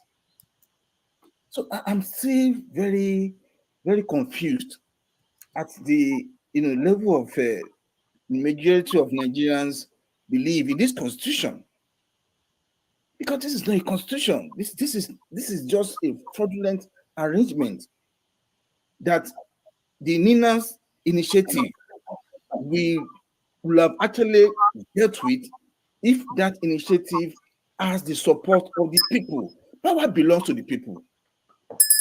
There's not so much the courts can do. There's so much the UN can do, or international whatever of justice can do, without the people saying, you know what, give us our power. These things belong to us. It's not just, it doesn't belong to a few political merchants who are criminals all over, across all the tribes. I think Nigerians need to get to that level to say, you know what, a Tinubu, you're just a Tinubu by name. If you die today, in the next 50 years, if you don't do anything significant, you'll be forgotten. All right, Nnadi, thank you so much. Thank you. Tony, you want to say something? There's a comment I have here that's connected to what Nnadi was saying. Someone was saying that the Biafrans, for instance, were able to get people to go behind them. The people fighting for Dua Nation, they have people behind them. Even the Boko Haram people have people behind them. So why is Ninas blaming the people for not supporting them in large numbers when the fault should be on how Ninas is selling the message or not being able to convince more people? So what do you say to that? Tony, are you still there? Tony? Tony is buffering. He's trying to come back in. Yeah, okay. There he is. All right. So sorry, I was muted. Okay. All right. So go ahead. Right. I was saying, Rudolph, you are the chief witness to what transpired between us and the Biafra movement group. We went to the grassroots at the beginning, long before they were formed in 2013. We got people meeting in Aba, Onitsha, Newi, Abakaliki, Sapele, Wari, all of that lower Niger territory. We paid for the places. When Wazirike fell out with Nnamdi Kanu over whatever was their difficulty, 12.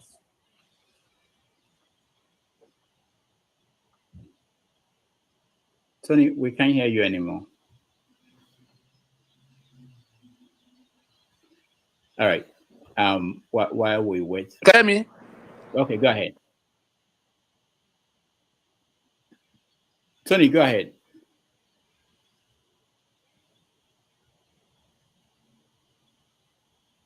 All right. So we're still having difficulties with Tony's phone. I know he's on his way to somewhere, so he's probably having connection problems. We just couldn't fit him in any other day. We would have preferred when he's sitting down in his office. But let's hope that he will join us again. And I will encourage Tony, if you are listening to me, log off and try to join again. Maybe that will help with the. Oh, okay. Tony's here. Tony, go ahead. But we can't hear you. We can see you, but we can't hear you.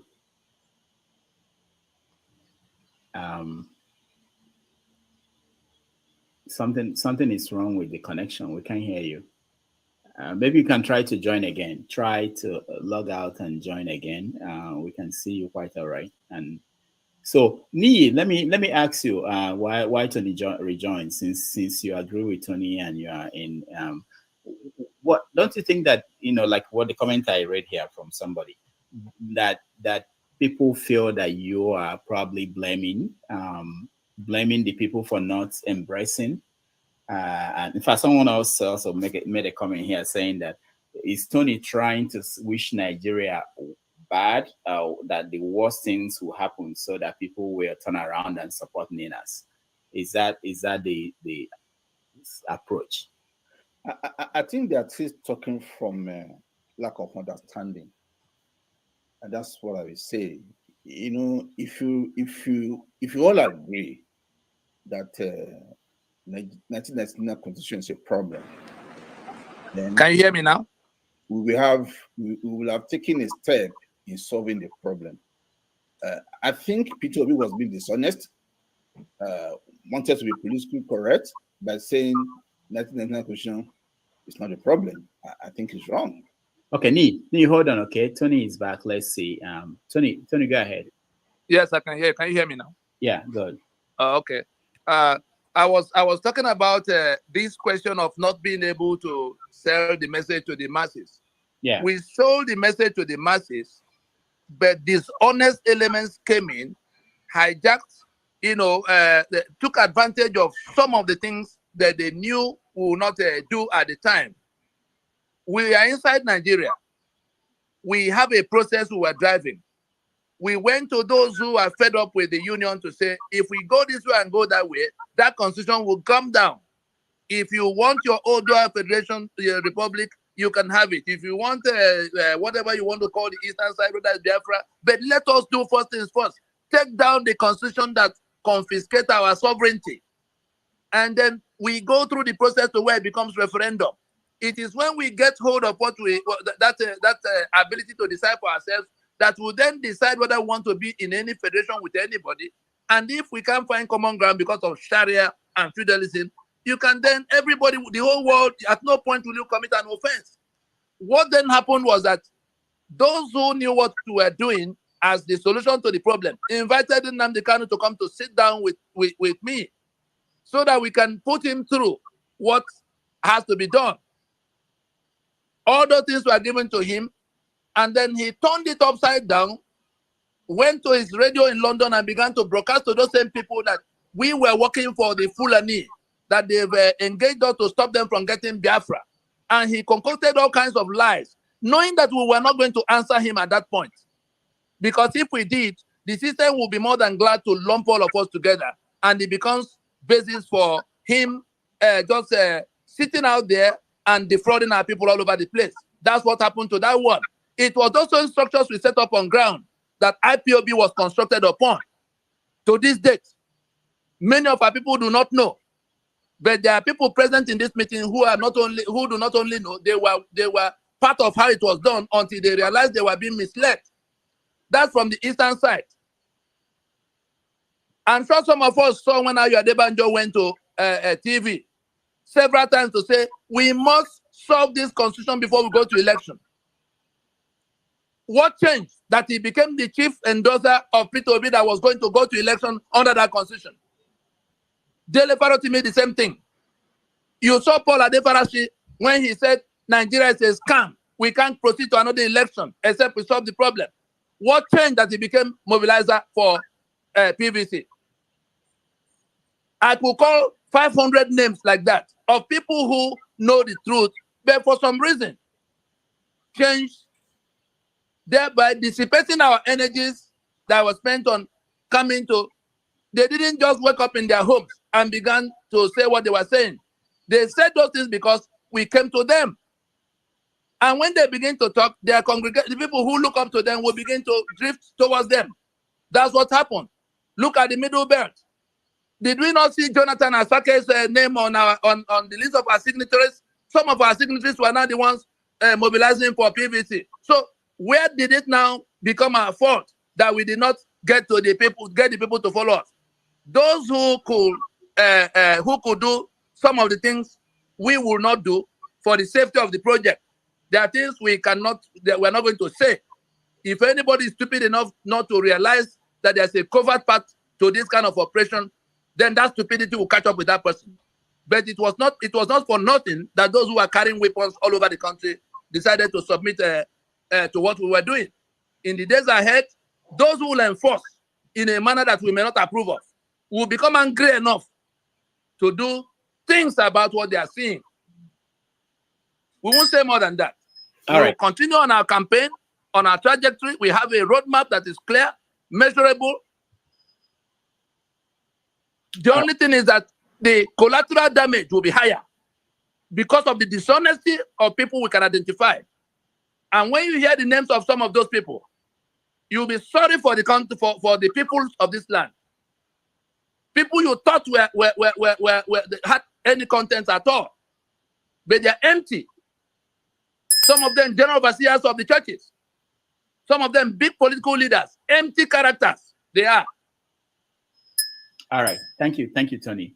Olumide, let's go to you. Let's try you again. Go ahead. Thank you very much. Thank you very much, Rudolph. Okay, good. Yeah, go ahead. All right. Thank you very much for giving me the opportunity to be part of your platform. And also, I want to thank Dr. Tony Nnadi for the work you've been doing all these years. I've been following you all of this while, and you've been very consistent. You haven't wavered one bit. And I'm also aware of the fact that Because I've been following the Yoruba movement too. The Yoruba, I'm one of those people clamoring for a Yoruba sovereign state, because I don't believe in that entity called Nigeria anymore. I just believe it's an illusion. And for those of them who are still back home in Nigeria or abroad thinking that the union can still work, the way it is currently constituted, are just deceiving themselves. Because those of us who are living in civilized society know how civilized society work. We know the way things operate in the different parts of the world. It doesn't have to be USA, it doesn't have to be Canada, it doesn't have to be UK. We know all other small civilized countries that are working. But what I'm trying to say is that I think Dr. Nnadi, I think one of the major challenges again is the messaging.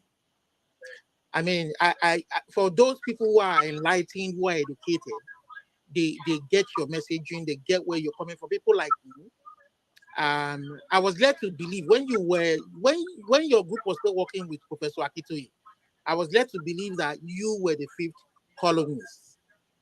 But by the time they finished the Nigerian election, the presidential election, we got to know that you were actually betrayed, and that is why I say you've been very consistent, and that man called Professor Akitoye was actually the supposedly head of the Nigerian Yoruba self-determination group, was actually working for Tinubu to help him get the presidential ticket. But it's unfortunate that things went the way they, because I know you tried to bring all the groups together. But I just want to say, don't give up. Whatever good is going to come out of all what you're doing is going to require perseverance. Nelson Mandela had to go to jail, and he didn't realize his dream of a free South Africa until so many years after his imprisonment. So don't give up. It's not going to come easy. Somebody was asking on the platform, why hasn't the Nigerian state arrested you? If what you're preaching is, if what you're doing is genuine, and I told the person is very naive, because you've not been a threat to them at this point. Because the moment you start to become a threat, when your message starts to eat up, and they start to see that change is imminent, that is when they will come after you. There's still much work to be done. That is what I'm trying to say. We have to reach the Nigerian elites, the educated elites. Our traditional rulers are very key. The people revere their traditional institution, but the Nigerian state seems to be a lot smarter than, I would say, those who mean well for the country. That is why those who wanted to go through Obi were hoping that through Obi they can initiate change. But like I said, the Nigerian state is smarter. They know that the moment Obi wins the election, the change is imminent, but they make sure it lost the election. So we can't keep going every 4 years to do this election. Dr. Nnadi has been very clear. The people, power belongs to the people. And you people keep asking the same question over and over and over. Mama Echo, Nii, all of you keep asking, what are we going to do? He has told you, see, power belongs to the people. We need to galvanize. The people need to realize that the power belongs to them. You understand? Yeah, I mean, he has said it. That excuse me. That constitution can be. Listen, let me. I didn't interrupt you when you were talking. So, what he was trying to say, which I agree with, I think we have different groups all over the world and inside Nigeria who won't change, but the situation is the modality.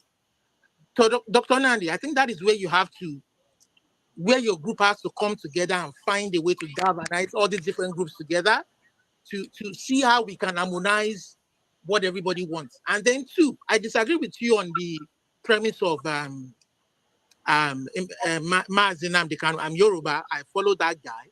That guy has been. You don't know him. You have never sat down with him. No. Mr. You don't know him. You have never sat down with him. Let me talk. Where I disagree with you is the fact that this guy means well for the Igbo people. I am informing you that I dealt with him for 7 years coming to the conclusion I reached after dealing with him for 7 years. Rudolph Okonkwo is witness to what I'm saying. See, he's a criminal, and if you want to go with him outside our view. I'm not saying I'm not part of his group. But what I'm saying is I've listened to him talk, and I haven't faulted anything this guy has said. Everything this guy talked about in the Nigerian state is true today. That is why they kidnapped him. That is why they went for him. You understand? You don't know where he got his information from. Okay, hold on. You don't know what transpired. Leave that matter. You have been informed what happened. Let me leave that. But like I said, I disagree with you on that premise. You are at liberty to disagree, but it doesn't change the truth. But whether you like it or not, he has followers who believe in him. He has Igbo people who believe in him. You understand? Where's the Biafra now? Where's the Biafra now? There's no Biafra. I wish it is in your village that they are beheading people all around in the name of looking forward to a republic. Why are you not killing soldiers in your place? Why are you not killing policemen in your village? There's no Biafra. But did you know that what is the meaning of Biafra in the circumstance? Where's the boundary of that Biafra? Why do you think the Fulani people are not killing people in the southwest and southeast? Because a few people have resisted. That is why. Look at Benue today. They are killing people every day. See, if you allow peaceful, you have made your point. You have made your point. The important thing is let those who want to be free. Tony, hold on. Nnadi, Roro, I just want to finalize by saying. Olumide, hold on. No. I want to finalize by saying that some of us we want change, but it is the different ways that this change will take place that we all differ from. Like going to election every 4 years. Some of us believe that will not really bring true change to us. But I believe, and I agree with you that constitution is fundamental. We all need to sit down. All the indigenous ethnic groups have to sit down and judge. We should not be afraid of talking and judging. And if anybody decides they want to leave the union, respect their will and decision. If anybody decides they want to be part of the union, let us form a document that will be agreeable to everybody, that we will all be proud of, and not one ethnic group foisting itself on the rest of the nation. That is just my belief. All right. That's just my own contribution. Thank you, Rudolph. My response is to Olumide. Contrary to what you said, I am on the same page with Tony, and I believe power belongs to the people. And understand this message very well. Then my question to you made an allegation that the known leader of Yoruba Nation for Self-Determination, Professor Akintoye, was actually working for Tinubu to become president. That's a big allegation. Do you have any evidence? Well, my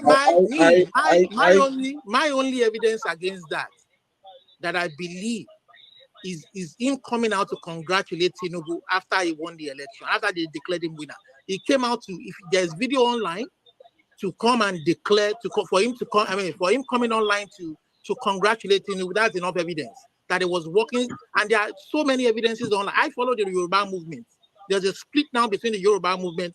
Some of them believe that Tinubu will help them achieve that dream of a Yoruba. They believe that by seizing power, that they will control federal parastatal to control and deliver the Yoruba dream or ambition. I don't know how that is possible for them with the vice president of a Boko Haram sponsor being his vice president.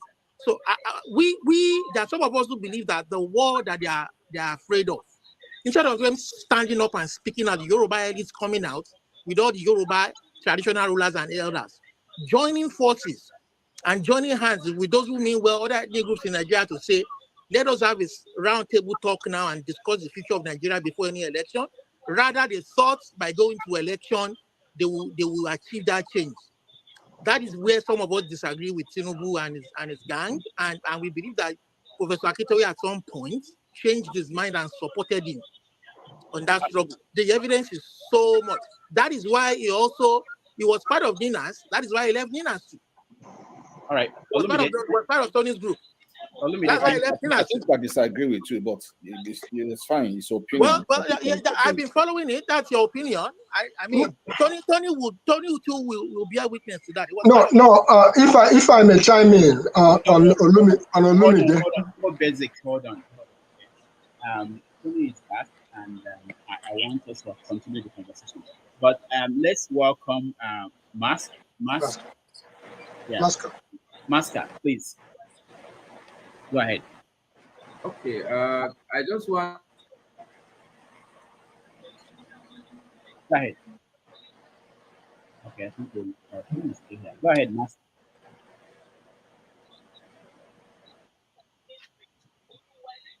Masker, we can't hear you. Masker, we can't hear you. I don't know what's going on with your connection. We can't hear you. Let me go to Mama Echo. You had a chance, and I wanted to get more people to be involved in this.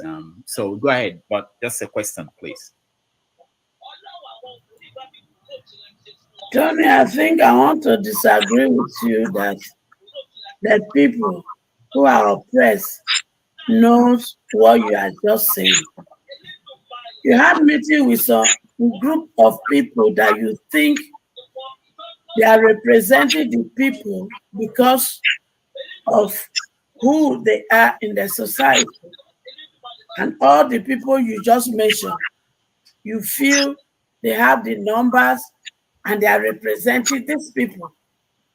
Until you come to Dr. Damage's show that I met you for the first time, I never knew of you, I never knew of your organization. And that is applicable to a lot of the oppressors. So I believe your message has not really got into the grassroots. And until we get the message to the grassroots, we will not move forward. Because the group of people you refer to in your district, today they are here, tomorrow they are here. Sometimes they sing the song of belonging to the oppressed group and fighting for the oppressed. But it's like when some envelope exchange hands, they dance to the other way around. And here we are today. And if we don't do something, this fire will consume everybody. Thank you. All right, thank you. Okay, Tony, if you want to respond.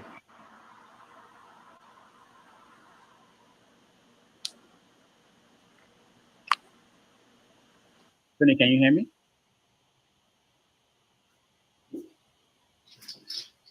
Okay, he can. Ejike, welcome to the show.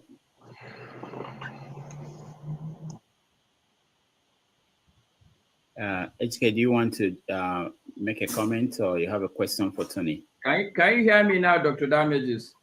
Yeah, we can hear you. Okay, so I'm gonna stop my camera. Probably it's a bandwidth issue, so that maybe you guys can hear me. Is that okay? Yeah, good. All right. The question I really want to ask Mr. Tony, he talks about 200 million people, and I think he's referring to the whole population of Nigeria. But the indigenous population is referring to, and I think he's including the Fulani Hausa people in that 200 million. Now, the question I really want to ask him, clearly, what is his thinking? What is his plan about the Hausa Fulani that are also within the people one can say are also oppressed? Because I am sure Tony is aware that not all the Hausa Fulani in Nigeria are actually enjoying or part of any clandestine plan to enslave another tribe. So what does he think will happen to these people? Or he doesn't really care about these people. He only cares about the only indigenous people he's talking about. That's my question. Very good. Thank you. Okay, Tony. Yes. Can you respond? Yes, I heard the question. Nigerian Indigenous Nationalities Alliance for Self-Determination, the name spells out everything, puts a map to the matter. If the Fulani has any portion of land that belongs to them, they will have to stand on that land when they just stand on their own, and the Berom stand on their own, and the Yoruba stand on their own, and the Igbo stand on their own. The Hausa are indigenous people. You saw them, you saw their statement, their recent public out, and even the letter they wrote to Tinubu, I think it was yesterday or so. You know, they are indigenous people, and Ninas is dealing with all the indigenous people. The Fulani, there's nothing like Hausa Fulani. That misleading narrative and nomenclature has come to naught now, because the Hausa has stood up to say we were overrun by these people. They are killing us. They are killing us in Zamfara. They are killing us in Kebbi. They are killing us in Katsina, everywhere. And so the Fulani are the ones coming from Mauritania, the people of Akim Baba Ahmed, the people of they come from Senegal. You saw when Rufai said he went to 14 different countries to give them money to stop coming to kill in southern Kaduna. And so there is an active invasion. If anybody wants to pretend about the Fulani conquest agenda, such people could pretend. But the owners of the land, the ones who are being overrun, the ones who are being killed, are not going to join in that pretense. It is within the context of that agenda that they were able to impose the constitution they imposed. And they found renegade elements amongst our people to help them to sustain that instrument by going to election every 4 years under that instrument. And so the Hausa will be supported as indigenous people to get back their land. The Fulani, if they can point at where they belong to, of course, they will stand there. If they cannot point, then they will have to be, they will have to look for who can accommodate them in the places they've been hanging around for since 1804, 200 years. And so it is very clear that all the lands in Nigeria that were lumped together in 1914 by the British belong to one ethnic group or the other. And the instrument of the UN under which self-determination can be pursued requires you to be a distinct nationality in your ancestral space. Everybody else is nationalities distinct in their ancestral space. The only ones lumping themselves with other people, Hausa, that has now become Hausa Fulani. The Hausas, from the time they were conquered, became slaves to the Fulani, and they are fed up with that. And Ninas, they have the sympathy of Ninas. They are being guided on what to do to liberate themselves. It's as simple as that. Everybody stand on your father's plot. That constitution that tie everybody together is going down, and people are going to be discussing the way out, the way moving forward, based on standing on their own plot. Those who do not have plot will have to negotiate where they will stand in whatever will emerge. If we can't find common ground to continue, of course, we will then have to disperse, since we cannot discuss since after 55 years. That's the answer for that one. All right, thank you, Tony. Forefathers.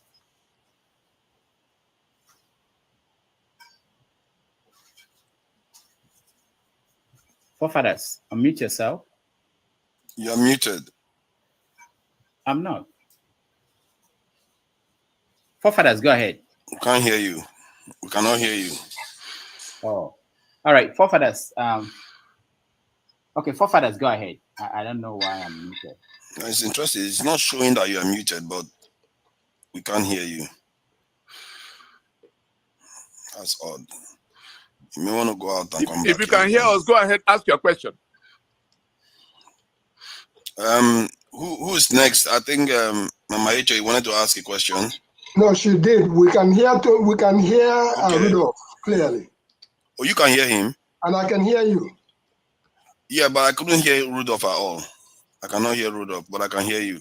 Yeah, Mama Echo just did her questioning, and I just wanted to chime in. One of the things that I believe has been at the bottom of this whole process.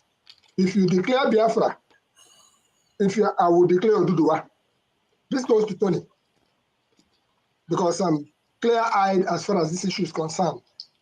The current stalemate we have in Nigeria, which is the election that's just come and gone, some people that I knew that we are vehemently opposed to Tinubu, immediately they said that he's now president-elect. Some of them have actually gone home. And I started looking at them and said, what happened?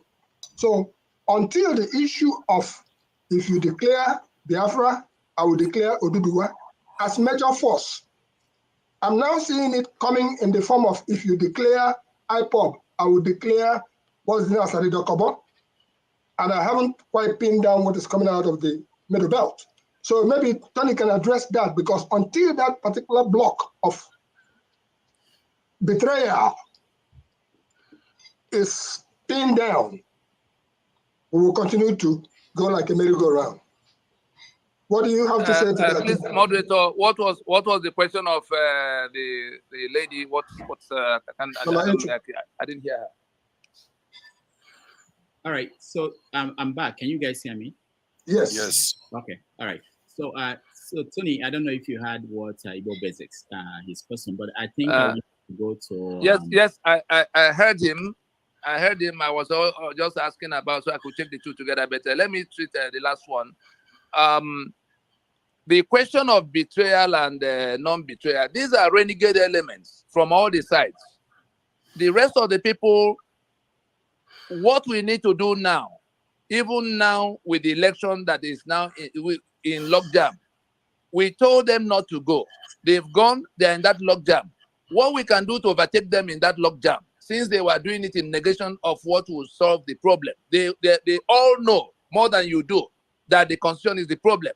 They have what they are looking for themselves. Some want to be senator, some want to be president, some want to make money, all kinds of things. Not that they do not know. And so those who are not part of that sharing with them and who want that liberation for their own people, all we need to do now is to stand up in whatever form we can to say, this constitution is the problem. We will not do any further business under it, particularly elections, and even the one that has now gone into coma, because there's no way they're going to resolve what they have now without going through some exercise. Whether they order for rerun or they order for runoff or anything because from what happened on the 25th of February, there's nobody that can assume presidential mandate and find Nigeria to govern with what happened and under that constitution. This is the time those who want an end to their bondage, an end to their enslavement, must stand up and say, you know what? Election will not solve this problem. Ninas is right. Transition now.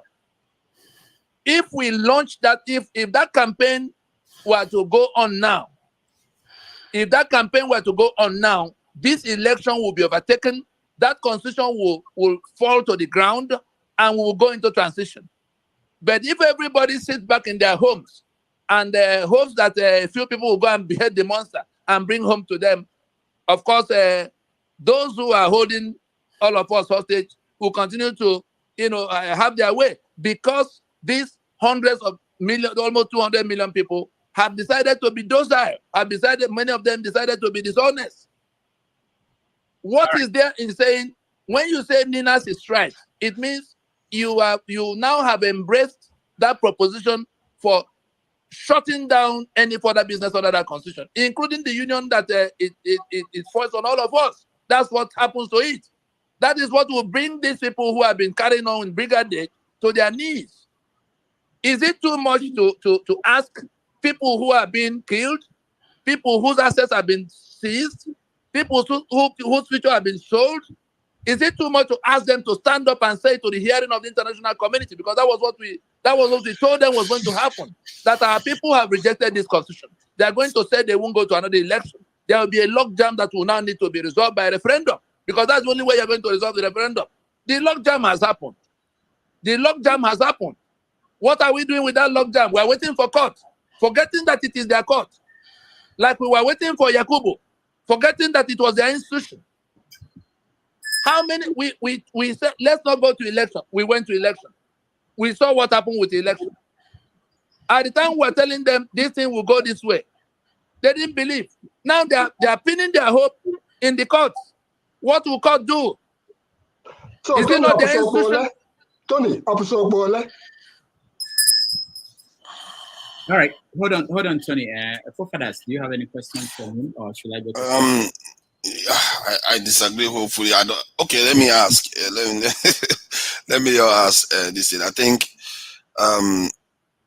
how is it that your solution seems to be all wrapped up in the Constitution, and ultimately, in terms of disintegrating the country, is your lookout, when clearly the direction of travel indicates that we should be empowering the people directly. We should be taking power from the center, putting it in the hands of the people, not in the hands of regions, because clearly we all know how a lot of our brothers in the southeast and many parts of the country dislike their politicians. So it means that the problem we have is in the politicians themselves. It's not because of north, south, east, west, and all that stuff. It's because of the politicians. So you want to take power from the politicians and put it in the hands of the people. So are you not creating a diversion? Are you not blocking the people from realizing that truth by talking about division when you know full well there are people that are alive today that fought to keep Nigeria together and they will never disadvantage themselves to allow that to happen? So are you not distracting people? We hear you. We do not require their permission. Self-determination is an inalienable right. Sovereignty is an inalienable right. Somebody may impose himself on you. That is called suzerainty. When the British were here, it was a suzerainty suppressing our sovereignty. Eventually, we regained the part of that sovereignty, but we mismanaged it. And a local suzerainty, the caliphate, jumped onto it and imposed a constitution by which they're holding the entire place. Now, killing off the owners to take over what is left. And so it goes back to those owners. It goes back to those owners. And when we talk about constitution, unfortunately, most of our people don't understand the meaning of constitution. They think it is that document that is painted green, white, green. Constitution simply means what it says, to constitute. In the campaign we launched, we did not mark the end point in terms of defining it that it must be Biafra or Dua. We're only saying the owners of the sovereignty will have to decide what they do with their sovereignty. If they want to federate, let it be by their own volition. That is the meaning of self-determination. We're a self-determination, campaign organization to say that those who are to be in union should be the ones submitting themselves into that union, should be the ones determining the terms of that union. Both are now imposed on them as at now. That constitution that says that we, the people, having solemnly resolved to live in unity as one indivisible country, that is a false claim. That is the claim that has to be resolved. Do hereby make and give unto ourselves the following constitution. That's another false claim. We have not agreed on these things that are written in our name. So we're inviting those who are suffering in that bad arrangement to join hands and insist that all businesses under that constitution must now abate. And if if the people in government are not coming to agreement, they are less than 1%, including the army and police. We have 400 and something thousand policemen. All the armed forces, army, air force, and navy put together come to 300. At most 300 and something thousand. All the civil servants, federal and state, put together. Count them. So they do not come to 1% of this 200 million. If we have a template by which those who are suffering can embrace some action that they can really take, is there anything standing between them and saying that Ninas is right? Because that Ninas is right means all of what we have proposed. If you say that is what you prefer and that you are not going to tolerate any further drawing of power and authority from that constitution, it becomes the issue. It becomes a logjam that can only be resolved by referendum. It is in that referendum that you now begin to decide what you want to do with your sovereignty. The premise of all this stuff you said is inaccurate. You said they took over the country and governed the country, but they are not, because clearly all other parts of the country are even more developed. I was looking at some villages in the southeast where they talk about the prettiest villages in the southeast. Yes, they are more developed than the north. And when you that implication one is false. And you are educated enough. You know that you shouldn't be telling people something like that. Like some people are ruling over us and imposing their will on us. No, not one inch of the southeastern land has been taken over. Can you hold it? If you want to take over the session, I'm going to another meeting. That is what the Constitution does. It is the Constitution by that exclusive list that took the oil and gas assets of Niger Delta, that took the waters of Lagos and the ports on it, that took the bitumen of Ondo, that took everything, that took your right to elect who will govern you and domiciled it to them. They are the ones who took everything and codified it in form of Constitution. And they say you were the one who did. We are trying to bring you out of that prison compound. We have compromised the gate. We're asking you to stand up and walk through the gate, and you're arguing blindly. I'm not arguing blindly. The people actually voted for it. It is the Constitution that is the problem. It's the constitution that empower even those governors to do what they are doing. Tony, the constitution grants them immunity. They can steal all the money. You can't stop them. Then why don't you It's transfer the power to constitution the people? that provide the avenue by which they are able to steal. Forefathers, hold on. Forefathers, I have a question for you. No, hold on, everybody. Don't ask forefathers any question. No, hold on. Let me get to other people. Christian, go ahead. Welcome to the show. Yeah, thank you, Dr. Damages. I want to ask Tony Nnadi, even though I understand what he's talking about, that is his semantics are very interesting. But each time he comes on your show, he keeps calling Nnamdi Kanu as a criminal. And then Nnamdi Kanu has been in Nigerian custody for many years now, and he hasn't been convicted. Is it right for him to continue to call him a criminal? And then again, he says that about millions of people that are following him are stupid. Is that what he's saying? And again, let me ask him, is what Nnamdi Kanu asking for, is it not the same referendum that he's asking? Okay, thank you, Christian. We hear you. We hear you. The matter is straightforward. He was doing what he was doing with Wazirike. They had a problem. We mediated in that problem up to the point they now fell apart finally in 2012 because we invited all of those who are talking self-determination, whether they were in Niger Delta or they were in Yoruba land or they were elsewhere. There are some people in Middle Belt. We invited everybody to say, let us look at this template. If you have a better template, let's have it. But none of them had any better template, and they began to embrace what we had. Now, when it came to him, and there are 42 different other Biafra organizations in one name or the other. There was the Biafra Zionist movement of Benjamin Onwuka. There was the one of Bilie. There's the one of Government in Exile, Nekwachi and Co.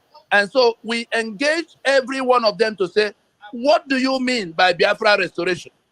None of them has a map, because once you call it Biafra, it includes the current Akwa Ibom, Cross River, Rivers, Bayelsa, which is 2/3 of that Biafra of 1967.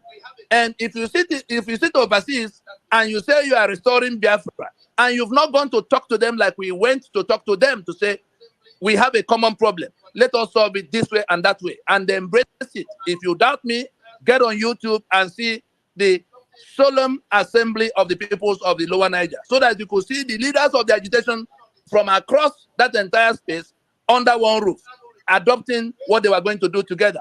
And so it was on the basis of putting a plan on the table that Nnamdi Kanu rejected 8-point plan of 8-point strategy of what we could do to dismantle that prison in which our people are being held. You must have a clear map. That was the first thing he said, that we do not need any map, that everybody knows where Biafra is. You want self-determination, you want independence. You do not have a clear map of where the land begins and where it ends. And the Joy is there rejecting you. Urobo is there rejecting you. Anang and Efik are there rejecting you. Everybody. And then, have you discussed with them? No. If you go to the UN or where it will be finalized, if you are talking referendum, are they going to be asking you or asking them? You didn't talk with them, and you say you are restoring the territory that includes their land.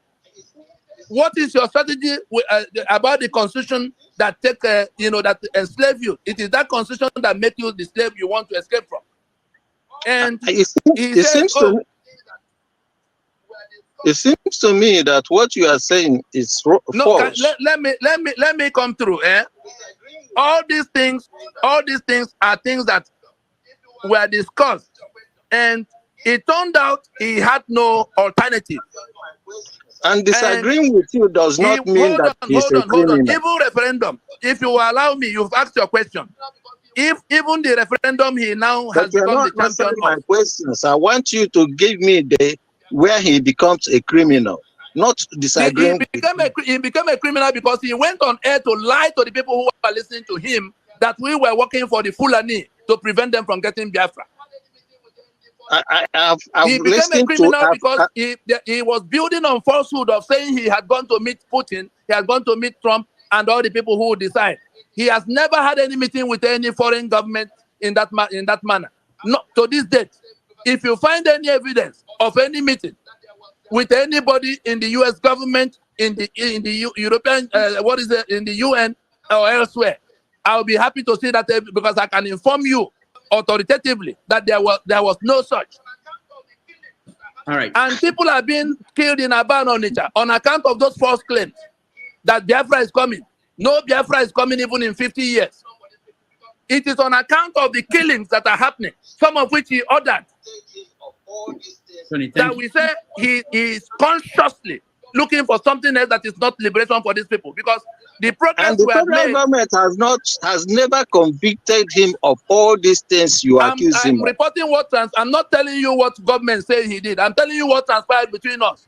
The No, federal and you government have a right had to not go, and you arrested have him a at the right time we to told be our part people of that he that was a criminal trying to prosecution. extort money from them for something that was not going on. So why It's not don't because you federal go? government Why called him don't any you go name. and I provide called him a this criminal evidence to because the of what government? transpired between me and him.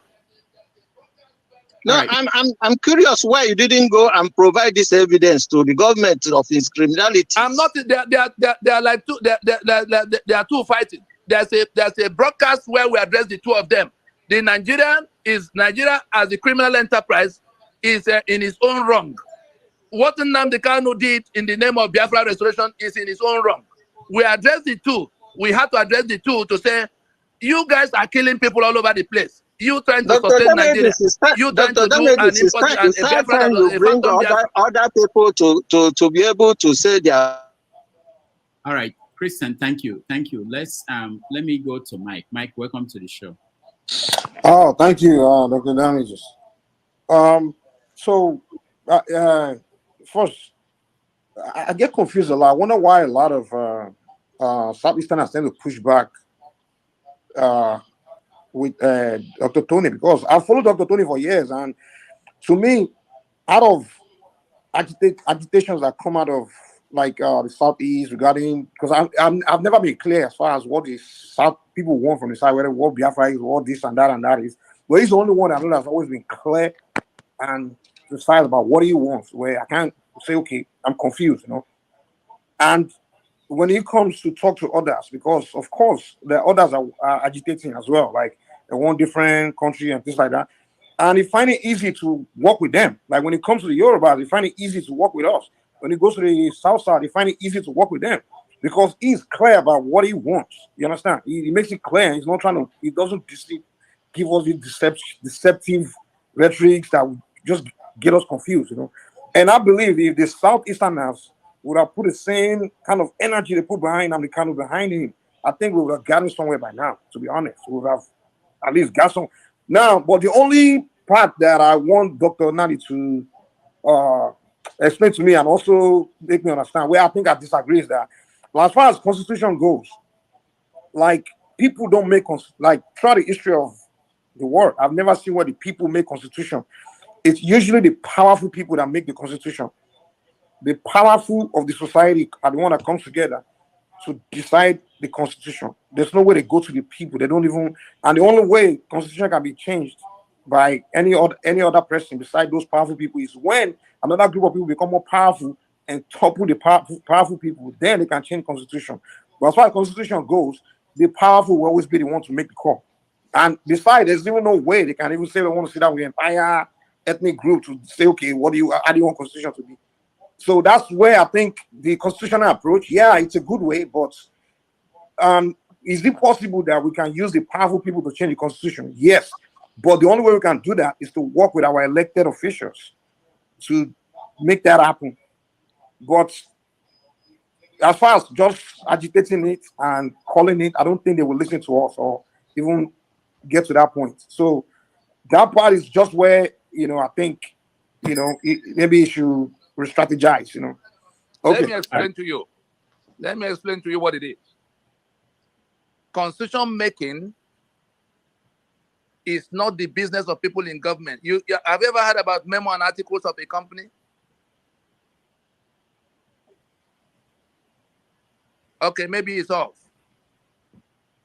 What the memo and articles is to a company is what the constitution is to the country. The memo creates the company. the owners of the company come together to say, we will form this company. And then they go into an agreement of how they will run their enterprise. That's the one that's called articles. These are two different documents. One creating the entity and the other defining the point, the owners of the company, not the employees or the followers of the company. Yes, that's exclusively the right of the owners of the company. What you have just suggested about powerful people writing constitution is you are suggesting to us that those who have found their way to power in Nigeria are now the ones who have to write our memorandum and article of association, which is what the constitution is. And so, have you ever heard about referendum or ratification? Even the U.S. constitution that was written by normally one person will make a draft, then people will begin to adopt it and ratify it as what, but it must be their decision. That is why their constitution has survived for over 2 decades. It was the decision of those who were coming together to come together. They then began to write the articles, which have amended only a few times, 20-something times in 200 and something years. And so the question here, our own situation is that we went to Lancaster House and agreed to be in union by the time the British were leaving. And the terms of that union were settled, a federation. It was toppled in 1966 when the soldiers came calling. We have endured it for so long, and we're seeing the damages that have come with it. Nigeria has become a laughingstock in the global arena. And we say, to the extent that people we know, including Absalom Abaka and Obasanjo that did the one of 1979 for them, wrote something that now took our sovereignty from us and put our signature as the ones who authorize our own damnation. We pinned it down there to say, this instrument is the only reason I am my space is defined as Nigeria, and people can come to that space from everywhere to kill me and take my assets and hand over to their own kinsmen. Throw our borders open, bring everybody to come and kill people to take the balance of the land. And we say the owners of this sovereignty do not require the permission of all those people to reject that instrument, because that immediately creates a logjam that has to be resolved. And that resolution will only be by way of either we dissolve the union forthwith, since it is only that constitution that brings everybody to everybody else's space. Dr. Tony, let me say one thing. If you remove that constitution, there's no Nigeria. Yoruba will be a country of 60 million people from that moment.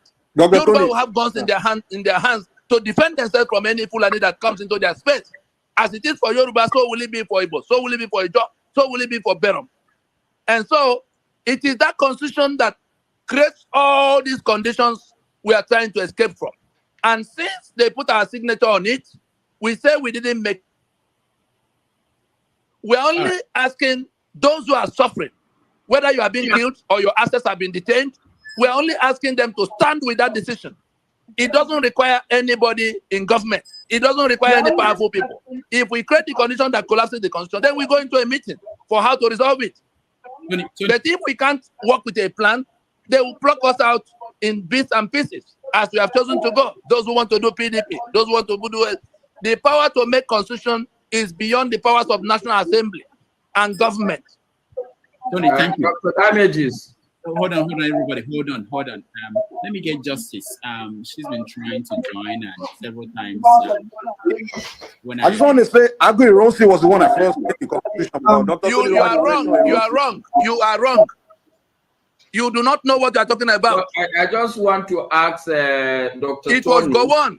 Agui Ronsi was already dead for almost 1 year before they toppled the federal constitution we had. All right. Justice, can you hear me? Justice. All right. I don't think she can, but she's been trying and getting messages that she wants to say something. Okay. Master, go ahead. You wanted to say something. Unmute yourself. Unmute yourself. Go ahead.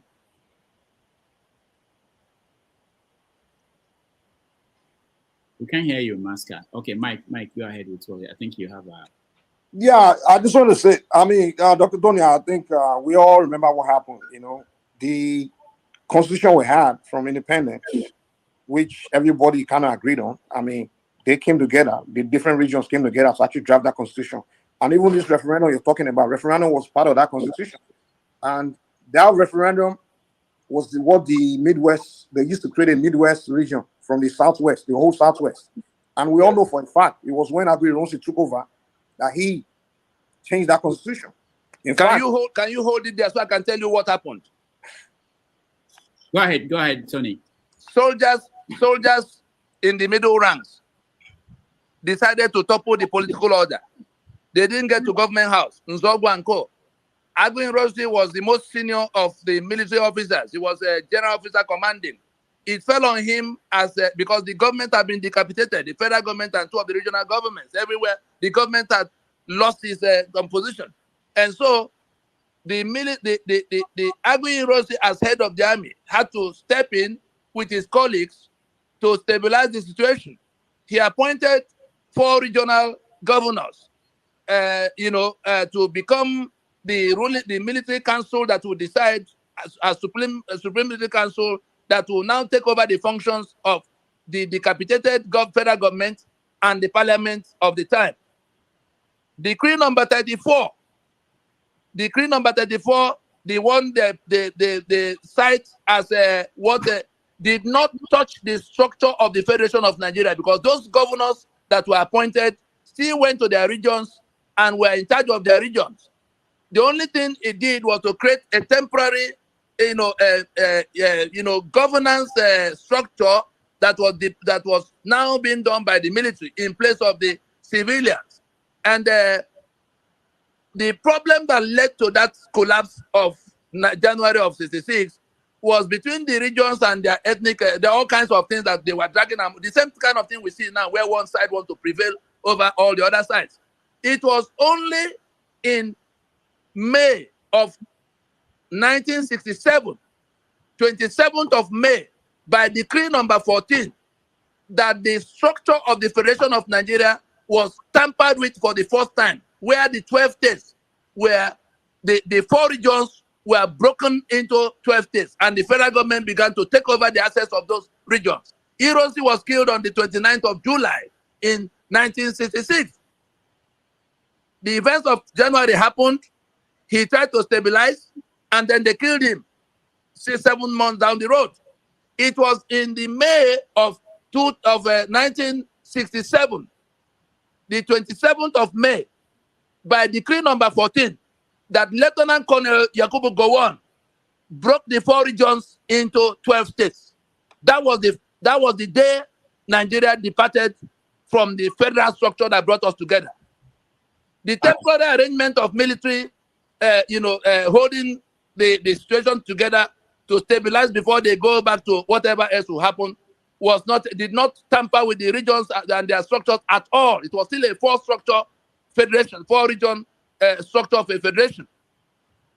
So all these false narratives that are being peddled all over the place, they banish the teaching of history for people not to know what happened. But we know the records are there. If you want to see the copy of that decree, Dr. Damages will send it to you. In fact, I wish we could be pasted in the comment section so I could paste this right now. But I'll send it to Dr. Damages and the article by which we explain this for the umpteenth time to the public. Okay, Tony, thank you. Tony, thank you. I'll send it to me. I will share it if I get it. There is the decree 34 is the one that abrogated the federal structure in replacement for the unitary system. No, you have not. You have not read it. Decree number 34, the one they call the unification decree, only created a temporary governance structure to stabilize the situation that has gone bad. He did not break allowed the second in command to take over. The federation. See, forefathers. It doesn't let people say anything. Forefathers, hold on. Let me get Justice to Wayne. Justice, welcome to the show. Thank you, Dr. Damages. Thank you, Brother Tony, for all that you are doing for our people. And thank you, brothers and sisters. We've been listening to you guys, and sometimes we just want to get annoyed because we are in a case where somebody saw that we're hungry and he went and made some food for us to eat. Now we're asking him to blow fire from the food so he can put it in our mouths. I think we have come of age where we can use the resources available to us to get the result that we want. We can't continue to cry foul. The Nina's proposition is how they want to view. We have so far to make it a bullet point, sort of, for people to understand what we need to move forward. The question that we have here is that: Are you happy about what's happening in Nigeria? Are you happy to leave your ancestral home to be hiding somewhere in New York, or in my case in Houston, acting like all is well and hoping that you can go and hang in a cozy hotel for Christmas? We have a solution on the table. We are begging everybody, not what is the English? We are not in a competition with anyone. All we are asking is for people to and compare it to other ones and see if we are making superior. Our people are dying. We can no longer be in a position where we are saying, oh, it's my turn. Oh, I want people to see me. We are tired of seeing people. We want our people to live a decent life. I don't know what other people want. As a mother, I want my people to be able to sit in their living room, praise their phone and order Uber and pay for it. That's the life that we are looking for our people. So let's stop all this antagonizing and this and that. You're not doing it right. As of this point, I have spent my time to review all the documents in terms of getting our self-determination. Right now, this one offers us the superior argument. If you have something that is more superior than what Ninas has on the table, put it out for your sisters and brothers to follow. We want to end this madness. We want to be able to enjoy our Yoruba brothers and sisters as a counterpart and not sabotage ourselves. We want Africans to trust. We want to stop having war, because every time there is something good trying to go on, somebody will get an agent, and it will be one of us. They will be answering our names. They will come on and destroy what is going on for our people. And our people are still confused about what we need to move forward. People are here talking about Nnadi Kanu. I wonder who said Nnadi Kanu when he came to Houston. Nnadi Kanu told me that his plan is to keep this, because everybody knows we have problems in Nigeria. He's not saying anything that we don't know. What are the solutions on the table for our people? We asked him, what is it we need to do? Even to go and lobby Congress, Nnadi Kanu sabotage this. He refused. He told me that his plan is for our people to get killed like Somalia. Then he wants our land to be reduced to Somalia so that the UN will come in. That was his strategy. Didn't say, what, me? If you are following that POB, I was the one that was announced to be assistant national president, and I refused. But nobody knew why I refused. Nnadi Kanu is not our father. We are not here to be doing oh yeah, we have passed that stage. People are dying. There is hunger in the land. We are not going forward. We are very smart people. We are hanging all over the world, helping to build economies everywhere, and we cannot do anything for ourselves because we are antagonizing each other, trying to see who is trending, trying to say, we should stop all of that. Go and review the Nina's information. If you have something better, please put it out there. We want the blood to stop. We want the sufferings to stop. We want our children to stop dying at the Mediterranean Sea. We want our brothers and sisters to stop cleaning old vaginas in London, because that's the only job they can get. In our land, in Saro, at old age. But because my brothers and sisters are trying to survive, they are not taking jobs where they are washing private areas in Western world. Let's stop this madness, brothers and sisters. We can do better than this. For the first time, let's put our minds together and decide we are the same way you guys galvanize to do obedience. Let's galvanize to say, as of this time, this is what looks like it can get us out of the hell that we are in and get all the result we desire. Let's work together and make it happen and stop asking questions. Enough of the madness. Thank you. All right. Thank you, Justice. Buddy, the next. Good afternoon, everyone. So, yeah, over time, it's always a kind of consternation for me every time that we have Dr. Nnadi here. They usually say a lot of stuff that is very difficult for people to comprehend.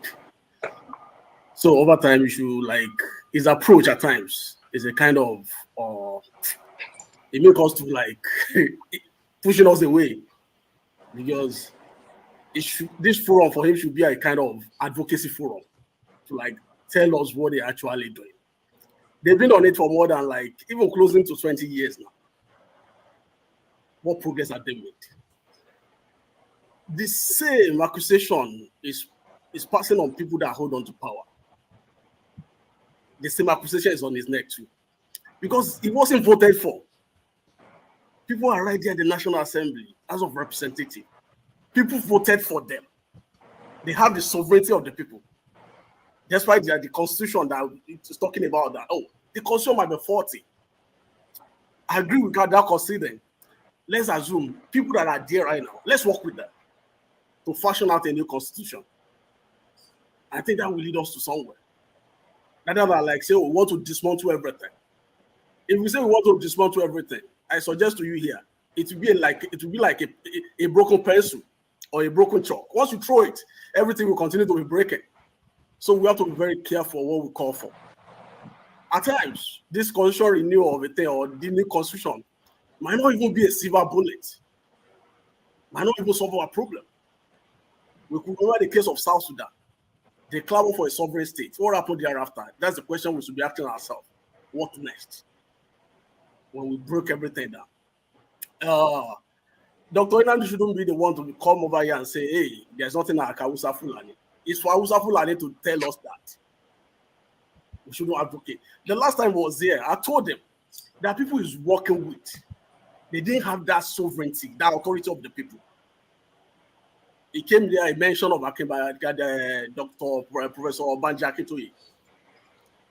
Professor Banji Akintoye had the sovereignty of the Yoruba people to lead them, to speak on behalf of them, to give them the direction. No. The constitution that we have right now, given the people the pump. Dr. Damages, can we go to something that can justify this time we're spending? Okay, buddy, can you go to a question? I understand it. And the question is that for as far as been on it, what progress? How far have we gone? Okay. That's the question. All right, Tony. Okay, we have made no progress. Next question, please. That's the issue. You see? No, we have made no progress. Next question, please. Convince us. Talk to us. No progress. No, next question. The same stake that you have is the stake that I have. Okay, all right, buddy. Thank you. Let's go to Nathaniel. Nathaniel, welcome to the show. Nathaniel, can you hear me? He tried very hard to come in, and now he can. Nathaniel, can you hear me? Yes, I can hear you. Okay, good afternoon. Good evening. Welcome to the show. Okay, thank you very much for having me. I thank Mr. Tony for all the exposition. But one thing I would like to tell every one of us, if we continue to joke with these guys who hijack Nigeria and with their collaborators who own those countries we are staying, and we think nobody's behind these guys. I work with the shared company for 5 years, at least the last 5 years before I left Nigeria. The evil that destroyed our environment, those companies that are responsible are from these same places where we are, whether it's France, UK, America, and so on. And when we kind of try to find solution to Nigeria problem, and we are a bit soft, we don't want to let them know that we are part of this movement to liberate ourselves. We can never be free, because as we are talking, I think they said Tinubu is not in Nigeria. Where is he? He's in France. So who is meeting with? So the next buyer is negotiating with the next buyer. So how will violence not continue in the south? How will these people are not trying to implement Sharia? Let me tell you, they may be our brothers and sisters. If they are in collaboration with this nation where we are, and they don't want us to be free, it is time we have to engage them. Anywhere we find them on earth, let's naked these people, because the horror they have collaborated with this company, with these nations we are, to make sure that Africans, we indigenous people, will never raise up our head, is too much. And if we fail to do that, we will tell, oh, let us negotiate. There is no negotiation that is going to solve it, because the bottom line is that US, UK, and the rest of them, they are the one that are behind these our notorious leaders. All right. They are the one. So please, every one of us, let every one of us be engaged. We have to free ourselves. And let me quickly make this point before I go. If we think that it doesn't concern us, what happened during slavery and colonization is going to happen again, because once we are old and we drop dead, our children, they are going to continue in America. They are going to continue in Britain. But identity crisis will come up because there are a lot of racist people that are taking over power around the world. Thank you. Thank you. Mama Echo, you have any question for Tony? I saw you raising your hand.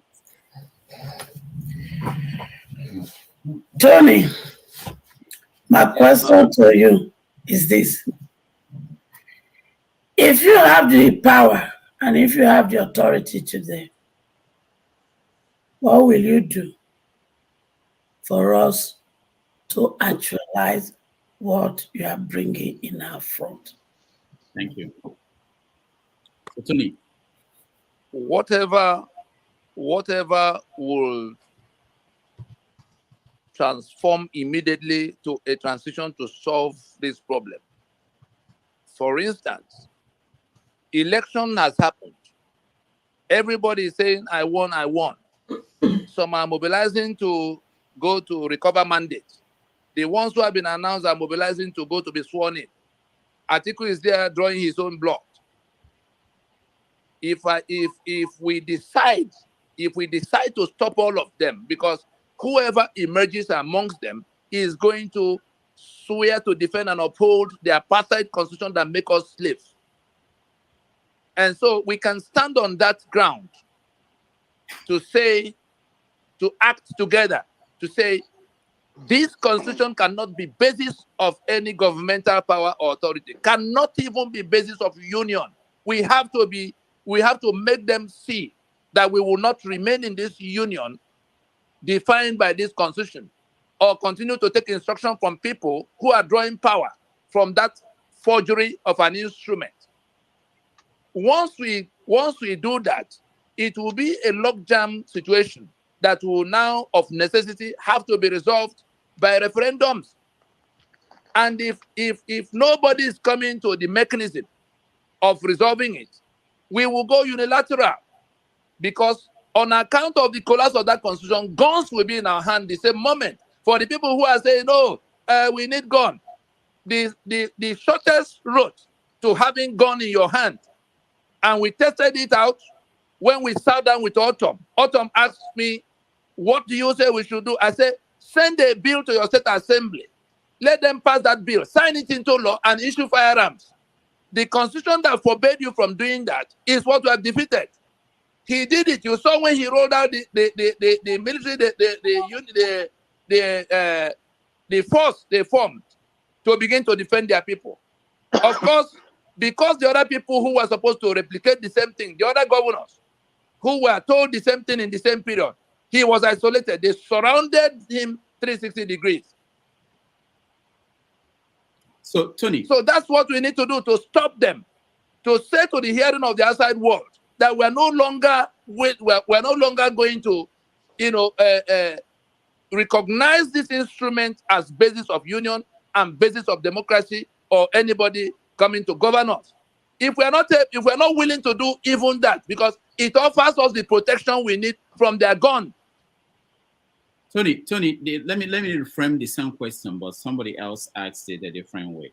So let's say that you have 50 million people following you. We know that this election had only 36 million people voted for these candidates. You have 50 million people following you, and they will listen to you and follow you. What will you say to them? How will you, in practical steps, he says, step by step, this is what we're going to do today, this is what we're going to do tomorrow. How do we get to the ultimate goal that you have? If you have this number of people following you, 50 million people. We have it in black and white, printed, step by step. It is a 16 step material. Tony, hold on. People don't read anymore. This is the country we have, not just Nigeria, all over the world. So you as it is that ignorance. It is that ignorance that comes from people not reading at all. Yeah, I know. If we have something that they need to do, and Tony, we have written it down and placed it where they can find it. Tony, do you and know? we're taking it to them where Tony, we can find them. Tony, hold on. You know why Trump doesn't read prepared speeches and all these things, and he communicates well. I think every leader in today's world, no matter what we think, I write. I know people don't read. We have to adapt, and especially what you're pursuing is very important to you. So just forget about you are here and you're talking to. I think we have about 600 people watching in different platforms, or 700. Convince them. This is the question this guy is asking you step by step. You have people already following you. The issue is not about people not buying. People are following you. You are leading. What do you tell them? What do you do today, tomorrow, to get to that outcome that you're looking for? Let them wherever they are. The same way they were shouting about the obedient and PVC, let them stand up where they are and say, we will not operate under this constitution any further. They have to say it to the hearing of everybody, community after community. And the way and means, the ways and means, all of the details of what they need to say is already in print, circulated. The website, they can go to at the click of their phone. They are going to see all those things if they choose to come to do what needs to be done. It's in detail. Yeah. Let us reject this so that we can create this logjam and get to so transition. It is in that transition. What else do we do than how we have written it out? And those who want to work with it are working with it. Those who are determined to pursue other things for themselves are making sure that the ones who look up to them to transmit that information further to them are not hearing it. All right. And so it comes back to their suffering will increase to the point where they will go. They know that this information exists. We have to go house to house and tell them day to day what to do when they can click their phone and begin to do it the same way they did about election. Did anybody go looking for them everywhere every day?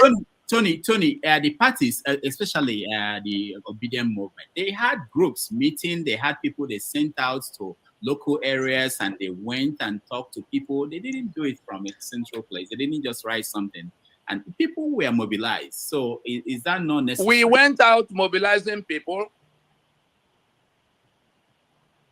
All right, James, welcome. We went out mobilizing people. We went out mobilizing people before the criminals stepped in, whether they were doing Biafra or they were doing Nigeria to be Igbo president. And it's come to the point where those who believe that they want to, those who really want to be free, should take what they have. The first step is to say to the hearing of the whole world that constitution cannot be basis of the union. They have to organize the town halls, share the information that will enlighten other people, because we can't reach everybody at the same time. It has to become the dominant, demand from amongst them that election is not the way to. It's not leadership that will solve their problem. It is the constitution that is the problem. They have to come to where they are the ones saying it in all kinds of places, and everything they need to be able to do that is already in place. It is when they do that it then becomes the issue to be resolved, because politicians who are inviting them to come to inauguration or how to win election the next time, everything will come into question for, is it really what we want to do? If they refuse to say so, and they pretend they are not hearing what we are saying, they sit in their homes, it becomes something that they prefer to go to election and renew their enslavement. All right, Tony. We have these things listed. We have it going around as flyers. We have people organizing town. As I speak with you, I'm heading into another town hall of Yoruba people right after I drop the phone with you now. Okay, there Tony. are people who are already doing the work. The ones who do not want to do the work, but who want they want change. They cannot define the change they want. Let people define the change they want. If that change is to end their bondage and not to change the next neighbor that can become governor so that they can go and share, that's what some of them are looking for. That's why they are not able to understand that the constitution that make them slaves is what they need to take down. Okay, Tony, let's get a few more people in there before you disappear on us. Ejike, welcome to the show, and quickly your questions so that we can get other people to talk. Go ahead. Ejike, you are muted. Unmute yourself. We have to move away from Ejike now. Ejike, what's going on? I know you've been trying to speak for a while, and that's why I'm giving you. Okay, go ahead, Ejike. All right. Am I coming out? Okay, Am I coming out? Go ahead. Yes. Oh, thank you, everybody. I've been listening. When you started, I wanted to speak, but lost it again. Very interestingly, if I may ask Anthony, first of all, can I ask Tony? Tony, did you vote in this election? And then in the previous election, did you vote, please? If you answer it, I'll ask you another question. I have about 3 questions to ask you, please. Dr. Damages, I have only 3 minutes left. Please, can we go to another? If you have listened all this while, we said in 1999 that this constitution cannot be basis. Those who believe No, that's not what I'm saying. Sorry, I said I was coming in and breaking off. I couldn't, it wasn't stable, maybe my internet, and I was driving. Sorry about that. What I meant now, just going straight forward, did you vote in this election? So, Ejike, we don't have question. I will not take that question. You're wasting our time. Let's go to something more useful. Let's go to and before I drop off, please, the Nina's website is www.ninasvoice.org. ninasvoice.org, all written together. And the YouTube channel where we can see many of more than 230 videos of how this process is, the things that can explain things to people. If you pick any 2, 3 of those videos randomly, you can actually have a town hall in any location of the world to say, this Tony, you have advertised yourself enough. I want to ask you a question, and you are not allowing me, and you are talking. We know you exist on the internet. No, allow me to ask you. You can as well go and ask Mandela whether he was voting in apartheid constitution. Anthony, can I ask you one question? You are bullying everybody here. No. All right, I have to remove Ejike. We're going to talk about the rules in a few minutes because we can't have this kind of thing going on. Oyewowa, you are the last person to ask your question. Go ahead. Yeah, Chukwuwa, thank you very much, Dr. Damages. Please, I have only one question to ask Tony Nnadi. Tony Nnadi, please, my question goes like this. Which map did Ojukwu fight with in Biafran War? Thank you very much. It was the map of the eastern region of the time, and he announced it on the 30th of May that it was that territory that he was now declaring the Republic of Biafra. It was defined. The whole world knew where it began and where it ended. And he didn't just go making that announcement. There were consultations that culminated in the Consultative Assembly in Enugu, where Frank Opigo was now the one suggesting the name by which they can declare Eastern region a country of its own. That's how they came about the name Biafra. There were consultations involving all the nationalities in the territory. And they came to Enugu and agreed among themselves that they would draw a line because the killings did not spare them too. That was the map. All right. What's your next question? Thank you, Tony. Who is Okechi? Go ahead. Okechi, go ahead. Yeah. One question, Mr. Tony. Why is it that you people who are in the front line find it easy to call leaders of other groups criminals? I remember that in the struggle in South Africa, it wasn't only Mandela that was in the forefront. And there were several other things that went on behind. Why didn't any of those ones call their leaders of different groups criminals? Because you've been calling Nnamdi Kanu criminals, bearing in mind that he also controls the law. Why did you do that? Yes. And hold then, on. Secondly, hold on, sir. Secondly, hold on, sir. Just question. You can't go to. Tony, go ahead. The people, there's no one person we called criminal. If we did not sit down with that person and the person did something that amounted to crime, including shedding of innocent blood,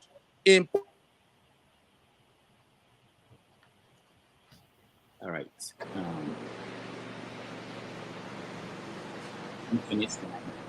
So, Damage, can you allow me to finish my question now if you can hear me? I said one question. You should have picked the one that you liked. Don't pick two. We have other people who are here to say anything. You've been here several times. Say, Color welcome to the show. Thank you, Dr. Udo. Yeah. Thank you. All right. So I don't know if Tony is still listening to us, but if he is, you can ask your question. Hopefully. No, I don't have. Well, it's a question anyway, or as much as an observation. Dr. Tony, it's wonderful listening to you. You sound quite a very knowledgeable person. But do you think you have a problem with humility in your extreme knowledge, which could bring you enough followers? Because I mean, you've literally fought with everyone that has tried to reason with you. Okay, Tony, are you there? Tony. All right. So I know can you get response? We can't hear you, Dr. Damage. You can't hear me? Yeah. Can you hear me? Buddy, can you hear me? Okay. All right. Mama Echo. Okay, Mama Echo, go ahead. What was your question? Tony will try to join us again. Go ahead. Yeah, I think in as much Oga Tony, you have a good cause. But not carrying people along with some of your language is unacceptable. People may disagree with your view. But when you are trying to find solution to a problem, you don't take yourself as Mr. Right and every person are the people that are supposed to. Personally, I use the word we most of the time so that people will know that I'm saying I am part of it. So situation you now like bring solution and the people you are presenting the solution to, you seem to use a language that make them to feel they are the one not doing their part. Whereas you as a person has not bring the people to be part of what we are talking about here. You seem to segregate yourself from everything and make the people the problem. We can't solve our problem like that. I always use the word we are the people that contribute to Nigeria problem, and we are still going to be the solution.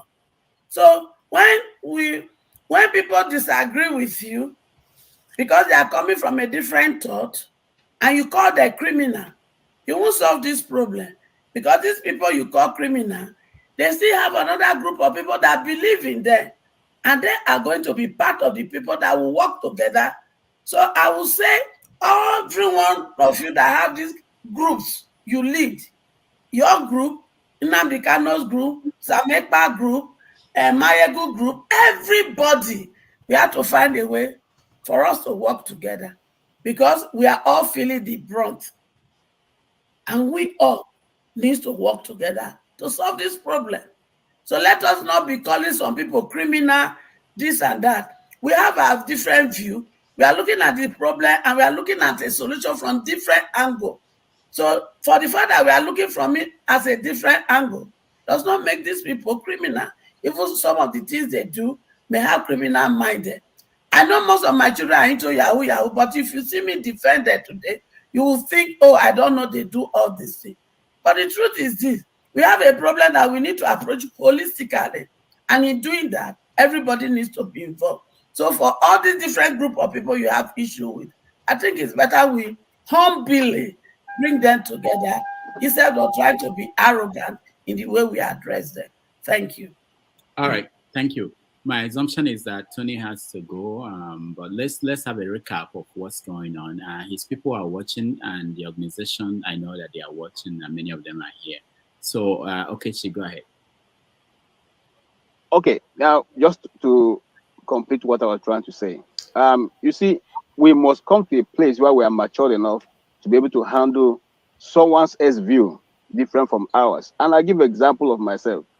Most times I've followed Dr. Damages for so long. He doesn't seem to say good things about Trump. And I'm so one of those who like some of the policies that Trump put forward. I've never for one day say I will not come to Dr. Damages because he doesn't. No, it is his view. And I'm entitled to my own. The same way when you come to this struggle, remember I said something here very important some time ago, that none of these people who are involved in serious struggle for the freedom of people have same mind. You can't be sane to be doing what they are doing. You think Shore is sane to be living in the lion's den? He can go out anytime in Abuja street and not come back? You think somebody that kind of person is sane? Let's cut these people a cheese, for crying out loud. Okay, it's not easy. If it was easy, Dr. Damages, I won't run to America. I will still be there. So those people who are there, they have what I do not have. Okay, they are more brave than I am. I can't come here and begin to call any of them a criminal because I don't know the circumstance in which they were operating at the time they were operating. Not to say that I'm giving them a leverage to become evil and all that. Secondly, now Nnadi Kanu has been in prison. This is 2 years going. What has become of the movement? Those who say he wasn't doing it properly, those who condemned him and said, "Oh, this man is insulting everybody doing this." Now, have you noticed that since he has not been broadcasting, the movement and every other thing concerning the East have gone down? Everything has gone down. Those who said he wasn't doing it properly, where are they now? Where are they now? Secondly, if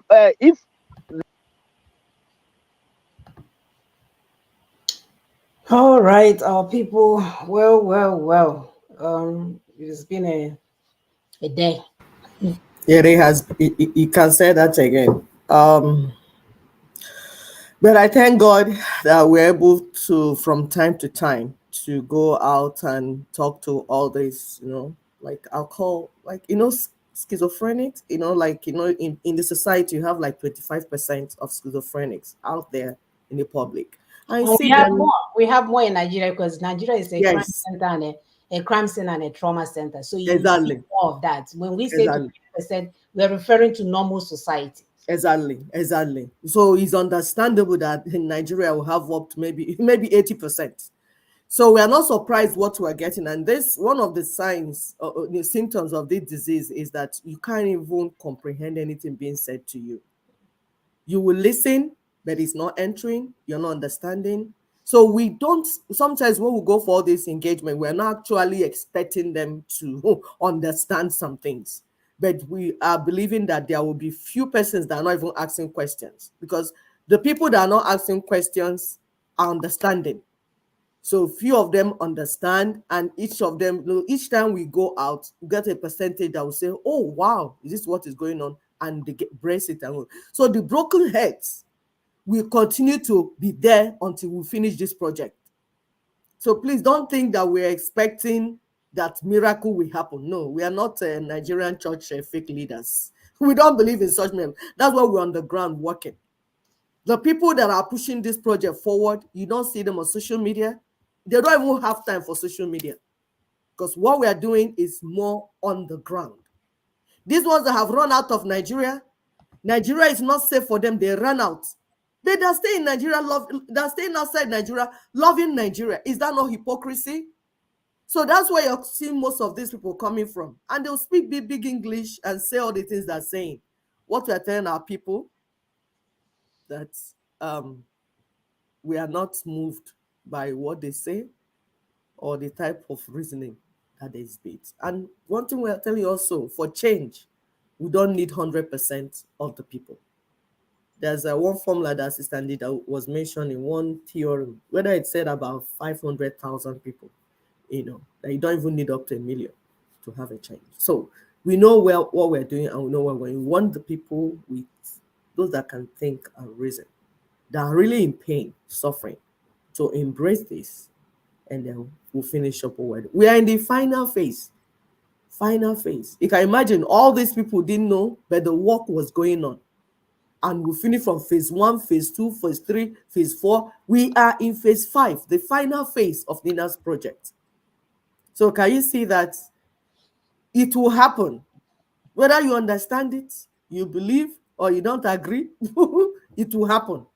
And this idea about, different ideas, different group, no, that's not how it does. It's like when you want to make a bitter leaf soup. Somebody will say, hey, there are so many ways to do it. You can cut the bitter leaf, and just add it there. Don't even wash it. Yes, put everything, cover pots. You see, you're going to make bitter, but there won't be soup in it. Everything that is worth doing has a process, internationally accepted process. People might have ideas, but the superior idea, the superior argument will prevail.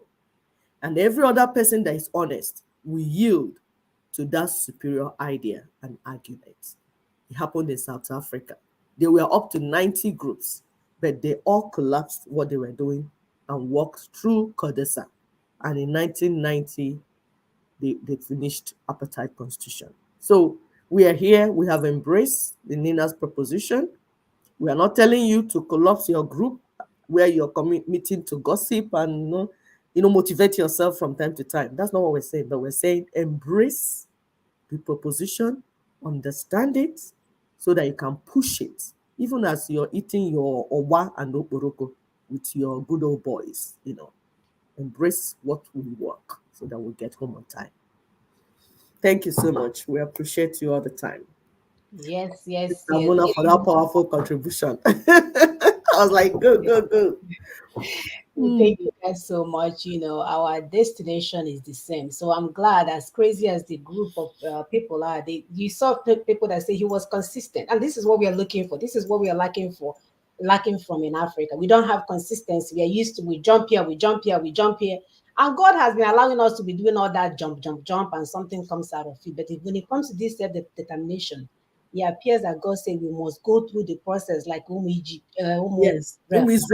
You must go through the process. There's no skipping the 40 days and 40. You must go through it. And that's what we're here to stand for. That process, we'll put it in your ear. You will hear it from now to the next 20 years. Oh, these women are they still here? Because the fire that Nigeria will unleash on you will continue until you decide you don't want to be burning in hell, because obviously we all think there's another hell waiting for us. No, the hell is already here. This is the hell. So until we fix this hell that we're in, we'll be wasting our time. And all we're asking our people is that, again, look at what we are proposing and look at what is out there. Don't sit there and say, it's difficult, it cannot happen. Just look at it. Because after all, you followed your fake leader, the religious leaders that were telling you stories and nothing happened out of it. We are saying, look at this. This is something that will allow you to get your sovereignty back and tell the criminals, those goes in enough. Okay? Give you your power back for you to say, okay, even if I'm going to have a relationship with you, here are the terms and conditions. And you move. Why is that hard for my people to understand? Why are we sitting around thinking, oh, it's not going to happen? But your obedience happened for you. You saw them giving people PVC in Niger, in Chad, in everywhere. They didn't give you. But you were still pushing for obedience and your PVC. And then this one particular thing, this one particular movement, mind you, because people will keep saying, oh, this is an organization. It's not an organization. Organization defines what they will tell you what they are doing. A movement defines their goal. We've already defined our goal, where we're going, what we are going to achieve. So we're not here to tell you, this is where we're going. This is what our outcome is. We declared it from the day on. And all we're asking our people, check the information, check the website out, check out the information that you need to be well informed. Because now when you are well informed, you'll be able to differentiate between the one that is an inferior argument versus a superior argument. We're not here to be sentimental. Oh, this person is preaching, but since he went away, nothing has happened. Nothing was happening before. It was just noise making. Noise. It was just an online, I remember when we used to be part of that group, these people with a Fulani name, we say, this is online nation. Look where I here. Yes, it's a fraud. Yeah, it used to be so bad. Yes. You said the person will write, carry on, that I'll be screaming online. That's all you guys can do. But yeah, I like what this person brought up, that you brought up did. And this is what we're saying. We will promote you. You say Nina's is right. I used to see this Nina's right. I didn't even know it was somebody that was setting up. So it's good that you came here to let us know. Clap for you. He say he's mobilizing his people from Nsukka. Imagine if lot of you, instead of making noise and telling people all nonsense, actually we can finish this work in weeks. So kudos to you. And he was a member of the other group. Yeah, exactly.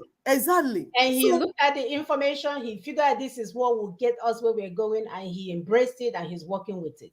Exactly. That's all we ask you to do. That's So what we're don't sit saying. out there and say, this group one, what are they doing? This group. If you're doing this group, that means you don't even know where we're going. You don't even understand. And You when don't you tell even them they've not read it, they'll get angry and say, I've read it. And you're telling me I've not read it. What you're saying shows that you have not read it. Because if you understood it, you know that there's no, oh, Brother Tony, come and what have you done? We have what have you achieved? What Ninas, what are you doing? Well, you have not read the proposition in front of you and you're asking Ninas, what have you achieved? That means you're not reading anything. And when you go to class, when you need a degree, you will go and read and write the exam. Why did you go and sit down and say, yes, I'll just get the degree because I hate to read? You never die enough. That's what we're saying. When you die enough and you see your people die enough, you will sit down and do the right thing. You will. Yes, you listen. It's like coming to overseas, right? You do whatever you want in Nigeria. You run your car to somebody else. You do a bit. Come here the same week. You don't even read the constitution. Already your brain will rewire for you to know you cannot hit somebody's car and run away. You cannot slap anybody any kind of way. Do you go and read everything to know? No. Because there's consequences attached to it. All of a sudden, you are smart boy and a smart person. Exactly. Anyway, we thank God for opportunity again to go out and speak to our people. They are struggling with it, especially those in diaspora. It's sad.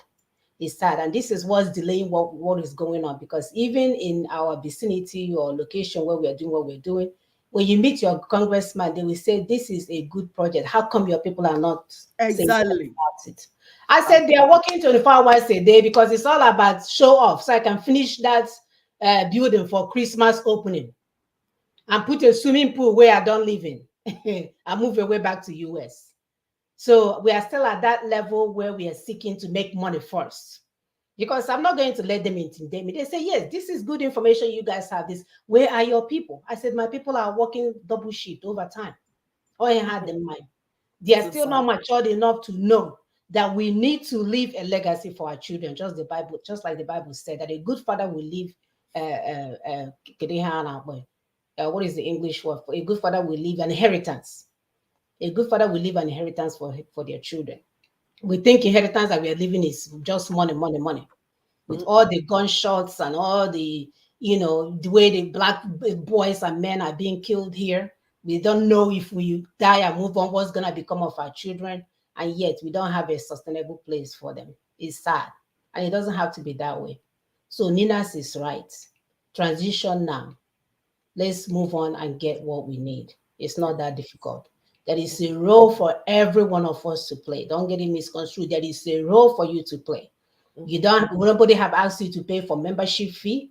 We have not asked you to. All we ask you is to understand the project and propagate the information so that we can move, right? Because you can see Mr. Forefather over there is still thinking, yeah, why are you saying this one? He still doesn't understand that when you give these people an instrument that say they can do and undo without consequences, do you then really have a government? The only thing that is a deterrent is that you having the ability to know there's a consequences and you're concerned about those consequences. If you don't have any form of deterrent, people will go wild. No matter, human beings are like animals. They will not have any control. So thank you for joining us. Please help us to share. We'll return next week with our regular program. Brother Tony has, Brother Tony, thank you so much. We got a call yesterday. There's a place in Amici or something. They, trying to start something, Ninas. So people are actually getting it. Brother Tony is busy going from one place to another.